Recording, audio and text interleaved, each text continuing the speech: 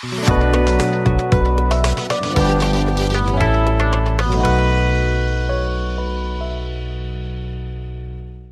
இதில் மகிமை உண்டாகும். இந்த நாளிலுமே ஒரு நல்ல நாள், ஒரு பாக்கியமான நாள், ரட்சிப்பின் நாள் நம்மளிடையே வந்திருக்குது. இந்த டிசம்பர் 25 தான் நமக்கு அப்படிப்பட்ட நாளான்னு கேட்டால் கிடையாது. ஒன்றும் சொல்லப்போனால் நமக்கு உண்மையான கிறிஸ்மஸ் எதுவும் தெரியுங்களா? எல்லாத்துக்கும் ஞானஸ்தானம் எடுத்தோம் டேட் ஞாபகம் இருக்குங்களா? அதுதான் உங்களுக்கு உண்மையான கிறிஸ்மஸ். இன்னும் சொல்லப்போனால் என்னுடைய ஞானஸ்தானம் எடுத்தது கரெக்டாக பார்த்தா ஒரு 10 வருஷத்துக்கு முன்னாடி. இதே 18/12/2015 தான் என்னோட ஞானஸ்தான நாள். சொல்லப்போனால் அப்போ தான் நம்மளோட கிறிஸ்மஸ். அதுதான் நமக்கு நச்சதியாக இருக்குது. அதுதான் நமக்கு பெரிய நாள், பாக்கிய நாள், ஒன்று சொல்லப்போனால் ரட்சிப்பின் நாள், அந்த சந்தோஷத்தை கொண்டாடுற நாள். அந்த சந்தோஷத்தை தான் ஆண்டவர் எல்லாத்துக்கும் கிடைக்கணும்னு சொல்லி நமக்கு ஆண்டவர் இயேசு கிறிஸ்துவை இந்த பூமிக்கு அமைச்சார். ஓகேங்களா? ஸோ இந்த கிறிஸ்மஸ் நம்ம இப்போ நீங்கள் எல்லாம் இருக்கிறது திம்பம்பட்டியில் இருக்கிறீங்க, சந்தோஷம். இப்போ இந்த கிறிஸ்மஸ் நாளில் நடக்கிற அந்த என்னென்ன நடக்குதுங்கிறது உங்களுக்கு கொஞ்சம் கம்மியாக தெரியலாம். தெரிஞ்சிருந்தா ஓகே தான். சிட்டியில் எப்படி நடக்குதுன்னா, இந்த கிறிஸ்மஸ் அப்படிங்கிறது நம்ம பார்த்த இது ஒரு 10 வருஷத்துக்கு முன்னாடி, ஒரு 7 வருஷத்துக்கு முன்னாடி எடுத்துக்கிட்டிங்கன்னா கிறிஸ்மஸ்லாம் எப்படி இருக்குன்னா, கேரல்ஸ் போடுவாங்க, இந்த மாதிரி கலை நிகழ்ச்சிகள் நடக்கும், டான்ஸ் பாட்டு இருக்கும், நற்செய்திகள் இருக்கும், வார்த்தைகளை பகிர்ந்து கொள்வாங்க, கேக் கொடுப்பாங்க, சர்ச் அப்படின்னா பிரியாணி, அந்த மாதிரி எல்லாம் சகலமும் இருக்கும். ஆனால் இப்போ இந்த இந்த ஒரு கடந்த ஒரு 2-3 வருஷமா கிறிஸ்மஸோட செலிப்ரேஷன், அதாவது கிறிஸ்மஸோட கொண்டாட்டமே வேற ஆங்கில போகுது. வேற கண்ணோட்டத்தில், வேற நோக்கத்தில் இந்த உலகம் கிறிஸ்மஸை பார்க்குது. ஒன்று சொல்ல போனால் கிறிஸ்மஸை விட ஈஸ்டர் கொண்டாடுறதான் இன்னும் மகா பெரிய விஷயமா இருக்குது. ஏன்னா ரட்சிக்க வந்தார், நம்ம செஞ்ச பாவத்துக்காக சிலுவையில் அடிபட்டார், அதிலிருந்து தான் 3ஆம் நாள் உயிர் தெழுந்தார். ஒன்று சொல்ல போனால் அதை விட்டுட்டாங்க. இந்த கிறிஸ்மஸ் அப்படிங்கிறது இப்போ எல்லாரும் கொண்டாடப்படுற ஒரு கமர்ஷியல்னா எல்லாரும் ஏற்று கொண்டாடப்படுற ஒரு நிகழ்வாக இந்தபடியான உலகத்தில் இந்த நாட்களில் கருதப்படுது. அதுவே சிட்டிஸில் பார்த்தீங்கன்னா இதை வியாபார நோக்கத்தோட கொண்டு போகிறாங்க. உங்களுக்கு எந்த விதத்தில் தெரியுதுன்னு தெரியல. வியாபார நோக்கத்தில் ஆடு, விளம்பரம் கொடுக்கறது, கிறிஸ்மஸ்னா தள்ளுபடி. ஒருத்தர் பிரியாணி ஷாப் வச்சிருக்கிறாரு, கிறிஸ்மஸ் ஆகிற மாதிரி நம்ம கேரல்ஸ் போக கிறிஸ்மஸ் ஆகிற மாதிரி ரெட் கலர் ட்ரெஸ் போட்டு பிரியாணி உங்களுக்கு ஆஃபர் வாங்கிக்கோங்க, இந்த கிறிஸ்மஸில் வீட்டில் கொண்டாடுங்க. பேக்கரி வச்சிருக்கிறவர் கேக் வைக்கிறாரு. அண்ட் தென் இந்த மாதிரி ட்ராவல்ஸ் வச்சுருக்கிறவங்க இந்த கிறிஸ்மஸ்க்கு இந்த மாதிரி ஆஃபர், தள்ளுபடி, இந்த தள்ளுபடி விலையெல்லாம் வாங்கிக்கோங்க. எந்த ஆப் நீங்கள் மொபைலில் எந்த ஆப் எடுத்தாலும் கிறிஸ்மஸ் ஃபெஸ்டிவல் 2 வருஷத்துக்கு முன்னாடி பார்த்தேன், வரல.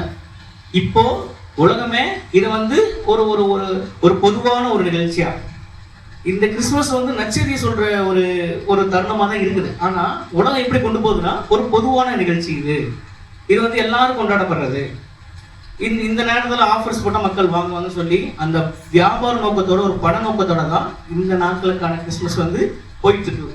இதை எதுக்காக நான் உங்கள்கிட்ட சொல்றேன் அப்படின்னா, இந்த ஒவ்வொரு வருஷமும் வர கிறிஸ்மஸ்க்காக நம்ம ஜெபிக்கணும். ஈவன் உங்களோட இப்போ ஒரு 10 பேர் இருக்கீங்கன்னா, ஆண்டவரே இந்த கிறிஸ்மஸ்ல ஒரு ஆத்மா ரசிக்கப்படணும் ஆண்டவரே, குறைஞ்சபட்சம் ஒரு ஆத்மா, அதுவும் என்னால் ரசிக்கப்படணும் ஆண்டவரே, அப்படிங்கிற ஒரு ஜெபம் வருங்காலத்தில் நம்ம எடுக்கணும். ஏன்னா இது அப்படியே நம்ம விட்டுட்டோம் அப்படின்னா எல்லாமே வியாபார நோக்கத்தோடு தான் போகிற மாதிரி இருக்கும். ஆண்டவர் சவுக்கு தான் எடுப்பார். இன்னும் சொல்ல போனால் இதெல்லாம் பார்க்கும்போது எனக்கு கொஞ்சம் கஷ்டமாக இருக்குது. முன்னாடி கிறிஸ்மஸ்னால் அது வேறு மாதிரி, 2 மாதத்துக்கு முன்னாடி டான்ஸ் ப்ராக்டிஸ் இருக்கும், 2 மாதத்துக்கு முன்னாடி எல்லாமே அந்த கலை நிகழ்ச்சி ஆரம்பிக்கும். இதே இங்கே தமிழ்நாட்டில் வெளிநாடுகள் ஃபாரின்லாம் எப்படின்னா, இப்போது நவம்பர் மாதம் ஒரு பர்ச்சேஸ் போகிறாங்க, டிசம்பர் மாதம் ஒரு பர்ச்சேஸ் போகிறாங்க.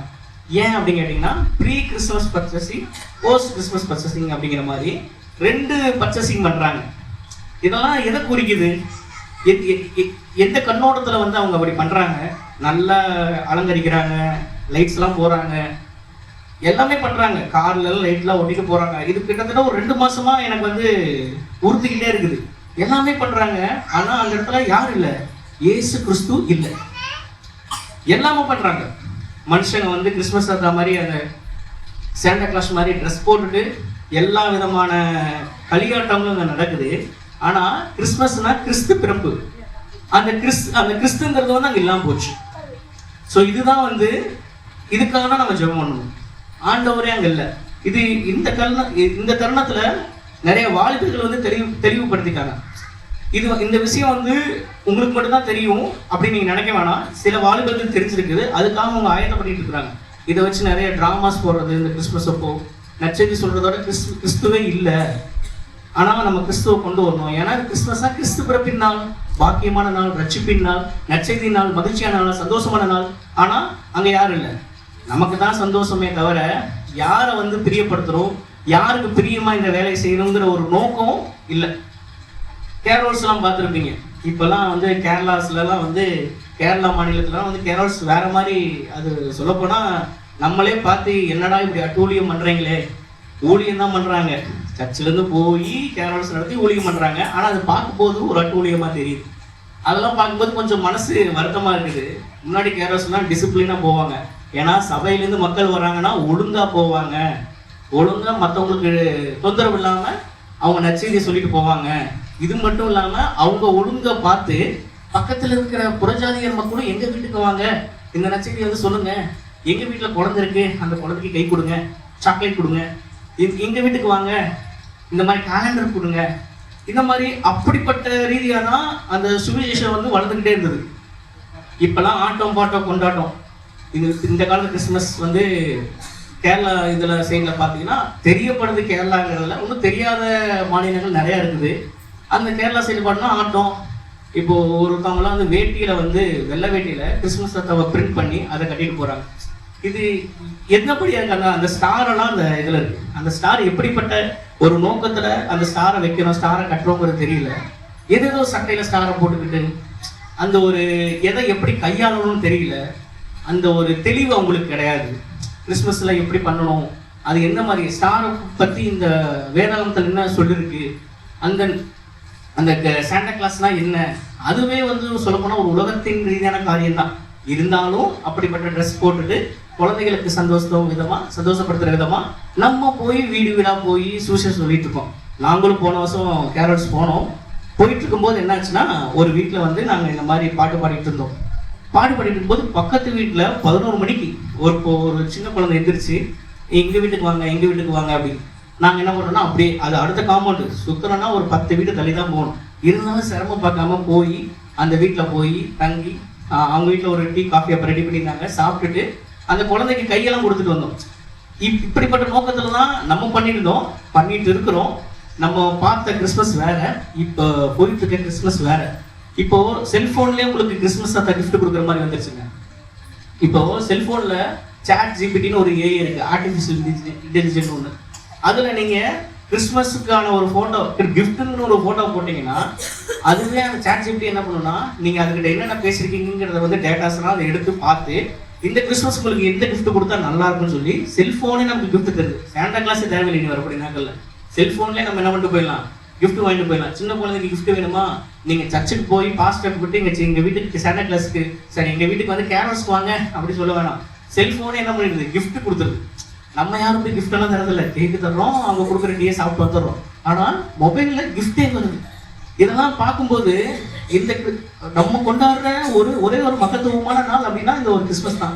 ஆனால் அவங்க எப்படி கொண்டு போகிறாங்க, வேற விதத்தில் கொண்டு போகிறாங்க. இதெல்லாம் வந்து எதுக்காக நான் முன்னாடியே இதெல்லாம் சொல்கிறேன் அப்படின்னா, நீங்கள் இதுக்காக ஜெபிக்கணும். இந்த சபையில தான் நான் சொல்ல முடியும். அந்த ஒரு விஷயத்துக்காக நீங்கள் ஜெபிங்க. கிறிஸ்துங்கிறது வந்து ரொம்ப முக்கியம் அந்த இடத்துல. இயேசுவே இல்லாமல் கேரல்ஸ் போகிறது வந்து அவ்வளோ பெரிய, அது சொல்லப்போனால் அது ஜீரோ தான். சொல்லப்போனால் ஜீரோவுக்கு கீழே அப்படின்னு சொல்லலாம். ஓகேங்களா? இப்போ இருக்கிற கேரல்ஸ்லாம் ரொம்ப மோசமாகவும் போயிட்டு இருக்குது. அதை குறித்து நீங்கள் தெரிஞ்சுக்கிட்டா ஓகே. தெரிஞ்சுக்கிறது மாத்திரம் இல்லாமல் ஜெபம் பண்ணுங்க. நான் முன்னாடி சொன்ன மாதிரி ஒவ்வொரு கிறிஸ்மஸ்லேயும் ஒவ்வொரு ஆத்மா ரட்சிக்கப்படணும். அது என் மூலமாக ரட்சிக்கப்படணும். ரட்சிப்பின் நாள் தானே அது. ஆண்டவர் ரட்சிக்க தானே இந்த உலகத்துக்கு வந்தார். ஸோ அதை நம்ம பிரஸ்தாபப்படுத்தி அதை நம்ம அதோட எண்ணங்களை நம்ம போகணும். உங்களுக்கு இப்போ உலகத்தில் நடக்கிற கிறிஸ்மஸை பற்றி தெரிஞ்சுக்கிட்டீங்க. உலகத்திலேயே முறையா கேரல்ஸ் எங்கே நடந்ததுன்னு தெரியுங்களா? நம்ம கேரல்ஸ் எல்லாம் போகிறோம் சரிங்களா? இப்போ நம்ம சபையில் போகிறீங்களான்னு தெரில, நான் போயிருக்கிறேன். உலகத்திலே முதல்ல கேரல் எங்கே நடந்ததுன்னு தெரியுங்களா? கேரல்ஸ், அந்த கேரல்ஸ் எப்படி இருந்ததுன்னு தெரியுங்களா? எடுத்து வாசிப்போமா? லூக்கா எழுதின சுவிசேஷம் 2ஆம் அதிகாரம்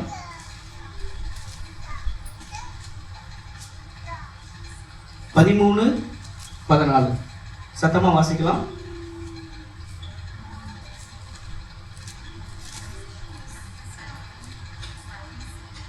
லூக்கா எழுதின சுவிசேஷம் 2ஆம் அதிகாரம் 13-14.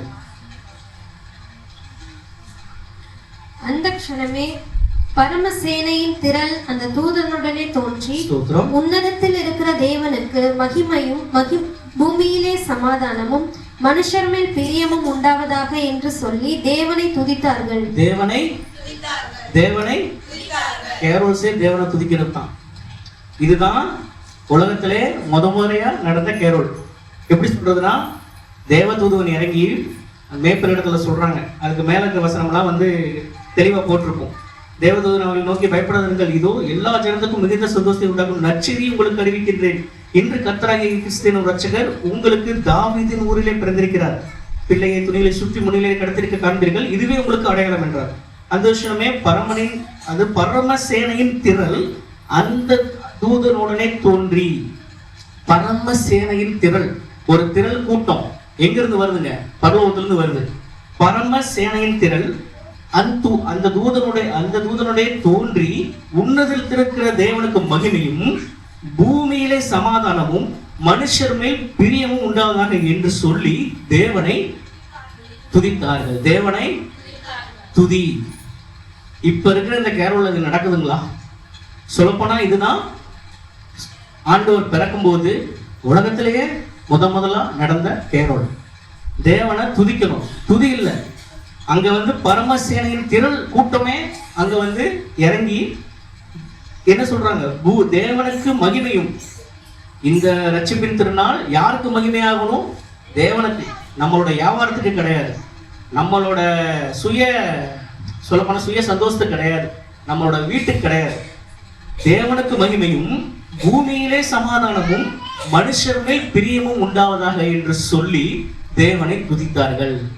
இதுதான் கேரோல். இதை நீங்க இந்த கண்ணோட்டத்துல நம்ம வந்து கேரோலை பார்க்கணும். இப்போ நீங்க போனாலும் சரி, இல்ல இதுக்காக நீங்க ஜெபம் பண்ணணும். தேவனை துதிக்காம எந்த ஒரு கூட்டமும் நடக்காது. இப்பயும் வந்து ஆண்டவர் வார்த்தைக்கு நேரம் நம்ம கடந்து போறோம் தான், ஆனா துதி இல்லாம எதுவும் நடக்கிறது இல்லை. இதுல வந்து கேரோலுங்கிறது வந்து இதுதான் முதல்ல நடந்த உலகத்துல இருக்க கேரோலா இருக்குது. கேரோல் சர்வீஸ்ங்கிறது இதுதான். தேவனை துதிக்கணும். அது மாத்திரம் இல்லாம அதை எப்படி பண்ணணும்? உன்னதில் இருக்கிற தேவனுக்கு மகிமையும் பூமியிலே சமாதானமும் மனுஷன் மேல் பிரியமும் உண்டாவதாக என்று சொல்லி தேவனை துதித்தார்கள். இதுல தெளிவா நமக்கு குறிப்பிட்டப்பட்டிருக்கு, கேரோல் சர்வீஸ்னாலே ஆண்டவரை துதிக்கணும். அதுதான் அங்க தெளிவா போயிருக்கு.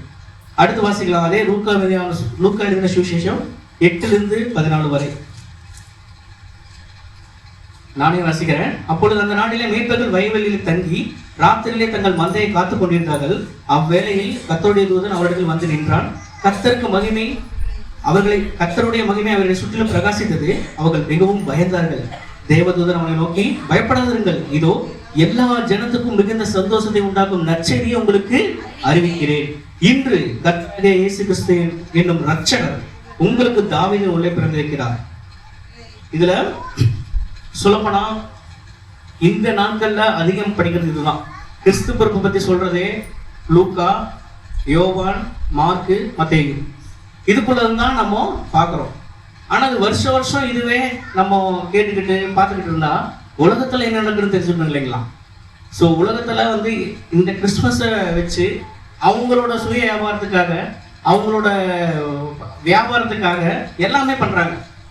அவங்களோட சுய சந்தோஷத்துக்காக சொல்லப்போனால் ஒரு ஒரு ஒரு விழாவாக்கி அனைவரும் கொண்டாடப்படுகின்ற மிகப்பெரிய பண்டிகையாக பார்க்கப்படுது. விலை உயர்ந்த பண்டிகையாக பார்க்கப்படுது. சொல்லப்போனா நமக்கு இந்த தமிழ்நாட்டில் பொறுத்த வரைக்கும் தீபாவளி தான் வந்து நிறைய கடன் வாங்குற பண்டிகையா இருக்கும். தீபாவளி தான் கடன் வாங்கி ரொம்ப கஷ்டப்பட்டு போனஸ்லாம் போட்டாலும் கடன் வாங்கி கொண்டாடுறதா இருக்கும். ஆனால் ஃபாரின்லாம் பார்த்தீங்கன்னா இந்த கிறிஸ்மஸ் தான் விலை உயர்ந்த பண்டிகையாக கருதப்படுது. அதுதான் எல்லா நாளையும் கொண்டாடப்படுற பண்டிகை கருதப்படுது. எல்லாத்துலேயும் ஆஃபர்ஸ் தள்ளுபடிலாம் போட்டு பண்ணுறாங்க. ஸோ இதில் வந்து இந்த ஒரே ஒரு வசனத்தை மட்டும் பார்க்கலாம். தேவதூதன் அவர்களை நோக்கி பயப்படாதீர்கள், இதோ எல்லா ஜனத்துக்கும் மிகுந்த சந்தோஷத்தை உண்டாக்கும் நற்செய்தி உங்களுக்கு அறிவிக்கின்றேன். இந்த லூக்கா 2:10 தெளிவா குறிப்பிட்டிருக்கு. தேவதூதன் அவர்கள் நோக்கி பயப்படாதீங்க, நான் தேவதூதன் தான், இதோ எல்லா ஜனத்துக்கும் மிகுந்த சந்தோஷத்தை உண்டாக்கும் நற்செய்தியை உங்களுக்கு சொல்ல வந்திருக்கிறேன். இதுல கிட்டத்தட்ட 3 குறிப்பு இதுல அடங்கியிருக்குங்க. எல்லா ஜனத்துக்கும் நற்செய்தி, ரட்சகர். புரிஞ்சுதுங்களா? இதுல தேவதூதன் இறங்குறாங்க. நீங்க ஆண்டவரால் ஆசீர்வதிக்கப்பட்டிருக்கீங்க மேய்ப்பர்களே, நீங்க ஆண்டவரால் ஆசீர்வதிக்கப்பட்டிருங்க. இயேசு கிறிஸ்து உங்களுக்கு தான் நற்செய்தி, உங்களுக்கு தான் சந்தோஷம், நம்ம சாமி பிறந்திருக்கிறாரு அப்படிலாம் சொல்லல. இல்ல ராஜாவை போக்கி, ராஜா உங்களுக்கு சொல்லப்போனா யூதாவின் ராஜா பிறந்திருக்கிறாரு, அரண்மனையில் இருக்கவங்களுக்கு தான் நற்செய்தி, அவங்களுக்கு தான் சந்தோஷம், என்னதான் இயேசு பிறந்தாலும் உங்களோட கீழே தான் வரப்போறாரு, உங்களுக்கு தான் சந்தோஷம் அப்படின்னு சொல்ல வரல. அதுல சொல்லப்படுறது எல்லா ஜனத்துக்கும், உலகில் வாழும் எல்லா ஜனத்துக்கும், பூமியில் இருக்கிற எல்லா ஜனத்துக்கும் சந்தோஷத்தை உண்டாக்கும் நற்செய்தி. இந்த நற்செய்தி சந்தோஷத்தை உண்டு பண்ணுது. ஆண்டவர் அந்த கேரல் என்ன பண்ணுதுன்னா சந்தோஷத்தை உண்டு பண்ணுது. எல்லா ஜனத்துக்கும் சந்தோஷத்தை உண்டாக்கும் நற்செய்தியை உங்களுக்கு அறிவிக்கின்றேன். ஒன்று சொல்ல போனா இதுல தெளிவா சொல்லப்படுறது எல்லா ஜனத்துக்கும், புறஜாதியர், ஆண்டவரை ஏற்றுக்கொண்டவங்க, ஆண்டவரை நம்புறவங்க, நீதிமான்கள், பாக்கியவான்கள், ஒன்று சொல்ல போனா துன்மார்க்கர்கள், ஆண்டவரை கொலை செய்ய திட்டம் போற ராஜாவுக்கு சரி, எல்லாத்துக்கும் நற்செய்தி. எல்லா ஜனத்துக்குமே இது ஒரு நற்செய்தி. இந்த நாள்ல நம்ம என்ன கேட்க போறோம்? நற்செய்தி கேட்க போறோம். அது இவங்களுக்கு மாத்திரம் அவங்களுக்கு மாத்திரம் எல்லாம் கிடையாது, எல்லா ஜனத்துக்கும் சந்தோஷத்தை உண்டு பண்ணுகின்ற நற்செய்தி. யாருக்கும் துக்கம் இல்லை அந்த நாள்ல. எல்லாருமே சொல்லப்போனா தேவதூதன் இறங்கி வரும்போது பயந்தாங்க, ஆனா அவங்களுக்கு கீழ்ப்படிச்சாங்க. அந்த மேய்ப்பர்களுக்கும் தெரிஞ்சது. அதுக்கு முன்னாடி பழைய ஏற்பாட்டின் காலத்துல கிறிஸ்து பிறப்பை பத்தி தீர்க்க தரிசனம் உரைக்கப்பட்டிருக்குது. ஆனா இங்க என்ன இருக்கு? அந்த நாள்ல சரியா மேய்ப்பர்களிடத்துல தேவதூதன் இறங்கி எல்லா ஜனத்துக்கும் நற்செய்தி.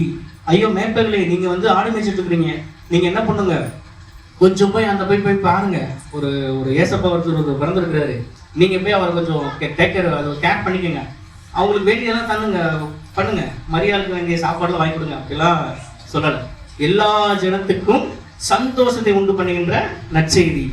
இதுல நம்ம தெளிவா பார்க்க போனாங்க. இதுல எல்லா ஜனத்துக்கும் போட்டிருக்குங்களா? சந்தோஷத்தை உண்டு பண்ணும் நற்செய்தியும் போட்டிருக்கீங்களா? இயேசு என்னும், அதாவது கிறிஸ்து என்னும் ரட்சகர் அப்படின்னு போட்டிருக்கீங்களா? இதுல பார்க்க போனா கிறிஸ்து பிறப்பு எப்படிப்பட்டதா இருக்குது? கிறிஸ்து பிறப்பு எப்படியா இருக்குது? அவர் யாருன்னா யூதாவின் ராஜா. அவர் எப்படி? யூதாவின் ராஜா தான். எங்க பிறந்த ராஜான்னா எங்க பிறக்கணும்? அவரோட பிறப்பு எப்படி இருக்கணும்? சொல்லப்போனா முன்குறித்ததா இருக்கும். அவர் பிறக்கும் போது கிட்டத்தட்ட அந்த ஊர் ஜனங்களே அரண்மனை முன்னாடி நின்று ராஜாவை போற்றி பாடி, ராஜாவுக்கு பூமாலை பூவெல்லாம் தூவி, அவர் பிறந்த நாள் போது அப்படி ஒரு எப்படி சொல்றது, ஒரு ஒரு ஒரு கொண்டாட்டமான ஒரு நாளா இருக்கும் அந்த நாள். ஆனா அந்த ராஜா கிறிஸ்து, அதாவது இயேசு கிறிஸ்து எங்க பிறந்திருக்கிறாரு? மாட்டுத் தொழுவத்துல பிறந்திருக்கிறாரு. அவரு ராஜா தான். பிறக்கும் போதே ரட்சகர், பிறக்கும் போதே ராஜா அப்படி சொல்லி பிறந்தது நம்ம தான். இப்போ நான் இருக்கிறேன், நான் ஒரு இன்ஜினியரிங் படித்தேன், இப்போ ட்ரைனராக ஒர்க் பண்ணுறேன், ஓகேங்களா? நான் பிறக்கும்போது எங்கள் அம்மா நினச்சாங்களா இவன் ஒரு ட்ரைனராக போவான் அப்படின்னு? கிடையாது. அதே மாதிரி தான் எல்லா ஜனங்களும் சரி. ஆனால் ஒரு அரண்மனையில் பிறந்திருக்கிறான் ஒரு புள்ள, இப்போ அரண்மனையில் பிறக்குது அப்படின்னா அது டைரக்டாக ராஜா தான். ஆனால் அப்படி அரண்மனையிலையும் பிறக்கலையே. ஆனால் இவர் எங்கே பிறந்திருக்கிறாரு? மாட்டு தொழுவத்துலலாம் பிறந்திருக்கிறாரு. ஆனால் இவர் யாரு? ராஜா. அப்போ அந்த இயேசு கிறிஸ்துவோட பிறப்பு ரொம்ப ஆச்சரியமாகவும் ரொம்ப அதிசயமாகவும் இருக்கு. ஆச்சரியம்னு சொல்ல போனா, ஒரு ராஜான்னு சொல்றீங்க, தீர்க்க தரிசனம்லாம் உரைக்கப்பட்டிருக்குது. ராஜா சொல்ல போனா ஆபிரகாமின் சந்ததி, தாவீது உள்ள சொல்லப்பட்டிருக்குது. ஆனா என்ன மாட்டு தொழுவத்துல பிறந்திருக்கிறாரே, இது எப்படி இது இயேசு இல்லை அப்படின்னு சொல்ல முடியுமா? முடியாது. இது மட்டும் இல்லாம இதுதான் ஆச்சரியம், மாட்டு தொழுவத்துல பிறந்தது ஆச்சரியம். அதிசயம் சொல்றது ஒரு கன்னிடத்துல பரிசுத்த ஆவியினாலே கற்பம் தெரிச்சுக்கிறாங்க. மரியாள் பரிசுத்த ஆவியினால கற்பம் தெரிச்சு இயேசுவை பெற்றெடுக்கிறாங்க. இதுதான் ஒரு ஆச்சரியமான நிகழ்வா இருக்குது. அதுதான் சொல்ல வர்றாங்க, எல்லா ஜனத்துக்கும் சந்தோஷத்தை உண்டு பண்ணுகின்ற நற்செய்தியை உங்களுக்கு அறிவிக்கின்றேன். ஸோ இப்போ இயேசு வந்து நிஜம் சொல்லியிருந்தா ஆண்டவர் வந்து இயேசு கிறிஸ்து தான். சொல்லப்போனால் நம்மளோட தேவகுமாரன் அவர். இயேசு கிறிஸ்து யாரு? சாதாரணமானவரா? அநேக அற்புதத்தை செய்ய போறாரு. சொல்லப்போனா ஆண்டவர் நம்ம மேல வச்சிருக்கிற அன்பின் வெளிப்பாடு தான் இயேசு கிறிஸ்துவே. நம்ம பண்ண பாவத்துக்காக தன்னையே மறிச்சுக்கிட்டவர் தான் இயேசு கிறிஸ்து. சொல்லப்போனா நம்ம இந்த உலகத்துல கிட்டத்தட்ட 40,000 வருஷமா அடிமைத்தனத்துல இருக்கிறோம். அந்த அடிமைத்தனத்தை உடைக்கணும். நம்ம சொல்லப்போனா நம்ம பாவத்துல இருக்கிறோம், பாவ கட்டலுக்குள்ள சிக்கி இருக்கிறோம். அதுல இருந்து விடுதலை ஆகணும். ஒரு விடுதலை ரட்சகர் இவர்களுக்கு வேணும்னு சொல்லி நம்ம மேல இருக்கிற அன்பின் வெளிப்பாடு தான் இயேசு கிறிஸ்து உலகத்துல வந்து பிறந்திருக்கிறது. ஸோ அப்படி இருக்கிற அப்படி ஒரு ஒரு ஒரு ஆச்சரியமான ஒரு குழந்தை பிறக்குது அப்படின்னா அதோட பர்த் எப்படி இருக்கும்? நிஜமாலே ஆண்டவர் நினைச்சிருந்தாங்க ஒரு இருக்கிறதுலேயே அந்த காலத்துல இருக்கிற ஹை கிளாஸ் ஹாஸ்பிட்டல்ல வந்து பிறந்திருக்கலாம், அரண்மனையில பிறந்திருக்கலாம், அந்த இயேசு கிறிஸ்து வந்து ரொம்ப பேணி பாதுகாத்துருக்கலாம். ஆனா என்ன பண்றாரு? 2 பேர் மேல வச்சிருக்கிற நம்பிக்கையில இயேசு கிறிஸ்து அங்க பிறக்கிறாரு. யார் யாரு? மரியாள், யோசேப்பு. இந்த 2 பேர் வச்சிருக்கிற நம்பிக்கையில என்ன பண்றாரு? இயேசு கிறிஸ்துவ பிறக்கிறாரு. அது மட்டும் இல்லாம இயேசு கிறிஸ்து பிறந்ததுல ஒரு சமூக நீதி இருக்குதுங்க. இந்த ரகசியம் யாருக்கெல்லாம் தெரியுது இல்ல. இயேசு கிறிஸ்து பிறந்ததுல ஒரு சமூக நீதி. அதுதான் அதை என்ன சொல்ல போனா அந்த ஒரு வேறுபாட்டை பிரிக்கணும் தான் அவர் சமூக நீதியின் ரட்சகரா பிறந்திருக்காருன்னு சொல்லலாம். இதுல முன்னாடி குறிப்பிட்டிருக்கு எல்லா ஜனத்துக்கும் மிகுந்த சந்தோஷத்தை உண்டாக்குகின்ற நற்செய்தி. எல்லா ஜனத்துக்கும் போதே தெரிஞ்சிருச்சு இவரு எல்லாத்துக்குமே வந்து ஒரு ஈக்குவாலிட்டி, அதாவது ஒரு சமம் அப்படின்னு சொல்றதுக்காக சமூக நீதியை வெளிப்படுத்துறதுக்காக பிறந்திருக்கிறாரு. முன்னாடி நான் சொன்னேன், எத்தனை பேர் நோட் பண்ணீங்கன்னு தெரியல. இயேசு கிறிஸ்து வந்து அரண்மனையில பிறக்கல, மாட்டு தொழுவத்துல தான் பிறந்திருக்கிறாரு. மாட்டு தொழுவத்துல பிறந்துட்டு யார் யார் பார்க்க வர்றாங்கன்னா மேய்ப்பர்கள் பார்க்க வர்றாங்களா? தேவதூதன் இறங்கி என்ன பண்றாங்கன்னா மேய்ப்பிடத்துல சொல்றாங்க இந்த மாதிரி பிள்ளைய துணியில சுற்றி இருப்பாங்க, நீங்க போய் பாருங்க அப்படிங்கிறாங்க. சாதாரண ஆடு மேய்க்கிறவங்க யாரை பார்க்க வர்றாங்க? இயேசு கிறிஸ்துவை பார்க்க வர்றாங்க. இன்னொருத்தவங்க வர்றாங்க. யார் அவங்க? சாஸ்திரிகள். அவங்க எப்படிப்பட்டவங்க? ராஜாவின் அரண்மனையில போய் ராஜாவுக்கு யோசனை சொல்றவங்க, சொல்லப்போனா வேதத்துல இருக்கிற ரகசியங்களை உடைக்கிறவங்க, சொல்லப்போனா தீர்க்க தரிசனங்களை நம்புறவங்க, அப்படிப்பட்ட ஒரு ஞானிகள், அப்படிப்பட்ட ஒரு அறிவில் தேர்ந்தவங்க, ராஜாவை நேருக்கு நேரா பாக்குறவங்க. அவங்களும் யாரை பார்க்க போறாங்க? இயேசு கிறிஸ்துவை பார்க்க போறாங்க. இது மாட்டு தொழுவத்துல பிறந்தனால மேற்பகளும் வந்து பார்க்கலாம், சாஸ்திரிகளும் வந்து பார்க்கலாம், யார் வேணாலும் வந்து பார்க்கலாம், ராஜாவே வந்து பார்க்கலாம், சொல்லப்போனா உலகத்துல இருக்கிற பெரியாலே வந்து பார்க்கலாம். இதே இது இந்த இயேசு கிறிஸ்து அரண்மனையில பிறந்திருந்தா மேற்பனால பார்த்துருக்க முடியுமா? சாதாரணமான ஜனங்களால பார்த்துருக்க முடியுமா? அதெல்லாம் நம்ம பார்த்துக்கலாம். பிறந்த ஒரு மாசம் கழிச்சு எடுத்து காட்டுவார் ராஜா, நம்ம பார்த்துக்கலாம். நம்ம அந்த ஒரு சொல்லப்போனா அந்த ஒரு ஃபீல் நமக்கு கிடைக்குமா? அந்த ஒரு அனுபவம் கிடைக்குமா? இயேசு கிறிஸ்து ரட்சகர் பிறந்திருக்கிறார், அவங்க போய் பார்க்கலாங்கிற ஒரு அனுபவம் கிடைச்சிருக்குமா? மேய்ப்பர்களுக்கு கிடைக்கல. தேவதூதன் இறங்கி யார்கிட்ட சொல்றாங்க? மேய்ப்பர் இடத்துல சொல்றாங்க. அப்போ இயேசு கிறிஸ்துவோட பரப்பு சமூக நீதியா இருக்குது. எல்லாருமே சமம். அந்த இடத்துல எல்லாருமே யாரை வந்து பார்க்கணும்? இயேசு கிறிஸ்து வந்து பார்க்கணும் சொல்லி அந்த சமூக நீதியோட வெளிப்பாடு தான் இயேசு கிறிஸ்துவோட பிறப்பே. எல்லாருமே வந்து பார்க்கலாம், யார் வேணா வந்து பார்க்கலாம். அதனாலதான் அவர் எங்க பிறந்திருக்கிறாரு? மாட்டு தொழுவத்துல பிறந்திருக்கிறாரு. அரண்மனையில பிறந்திருந்தா கண்டிப்பா எல்லாருமே பார்த்துருப்போமான்னு தெரியல. எல்லாரும் பார்க்க முடியாது. சொல்ல போனா போய் அந்த ஒரு பக்கத்துல இருந்து பார்க்குற அனுபவத்தை யாருமே பெற்றிருக்க முடியாது. ராஜா இருப்பாரு, பாதுகாப்பு அவங்களுடைய படையாளிகள்லாம் இருப்பாங்க, அதெல்லாம் தாண்டி தான் பார்க்க முடியும். சொல்லப்போனா அவ்வளவு செக்யூரிட்டி அங்கே இருக்கும். கிட்டத்தட்ட அவ்வளவு போலீஸ் நின்றுருப்பாங்க, ராஜாவோட படை வீரர்கள் நின்றுருப்பாங்க. யாராலுமே என்ன பண்ணிருக்க முடியாது, போய் பார்த்துருக்க முடியாது. ஆனா அவர் என்ன பண்றாரு? மாட்டு தொழுவத்துல பிறந்து அந்த இடத்துல எல்லாரும் என்னை வந்து பார்க்கணும், எல்லா ஜனங்களுக்கும் சந்தோஷம் அடையணும், அப்படி ஒரு நற்செய்தி தான் என்னோட பிறப்பு அப்படின்னு சொல்லி ஒரு வெளிப்பாடு தான் அவர் மாட்டு தொழுவத்துல பிறந்தது. இங்க சத்திரம் கிடைக்காம இல்ல, சத்திரம் கிடைச்சிருக்கலாம். ஆண்டவர் நினைச்சிருந்தா என்ன வேணா பண்ணிருக்கலாமே. மாறாவி நீரை மதுரமாய் மாற்றின ஆண்டவர் யாரு வேணா உங்களுக்கு இடம் கொடுத்துருக்கலாமே. ஸோ மிகப்பெரிய ஒரு நல்ல, அதான் சொல்லப்போனா மல்டி ஸ்பெஷாலிட்டி ஹாஸ்பிட்டல்ல நீங்க சொல்லப்போனா மீனாட்சி மிஷன் மாதிரி ஒரு ஹாஸ்பிட்டல்ல வந்து பிறந்திருக்கலாமே ஆண்டவர். எல்லாரும் இப்போ அப்படி பிறந்தா எல்லாரும் போய் பார்த்துருக்க முடியுமா? கண்டிப்பா முடியாது. மாட்டு தொழுவத்துல அப்ப இருக்கிற அந்த சூழல்ல அந்த மாட்டு தொழுவத்துல பிறந்திருக்கிற. ஸோ அப்படி பிறந்ததுக்கு அப்புறம் ஆண்டவர் வந்து என்ன சொல்றாரு? அடுத்து ஏரோ ராஜாவுக்கு போகலாம். ஏரோ ராஜாவின் வந்து எடுத்து வாசிக்கலாம். மத்தேயு 2ஆம் அதிகாரம் 1ஆம் வசனம்.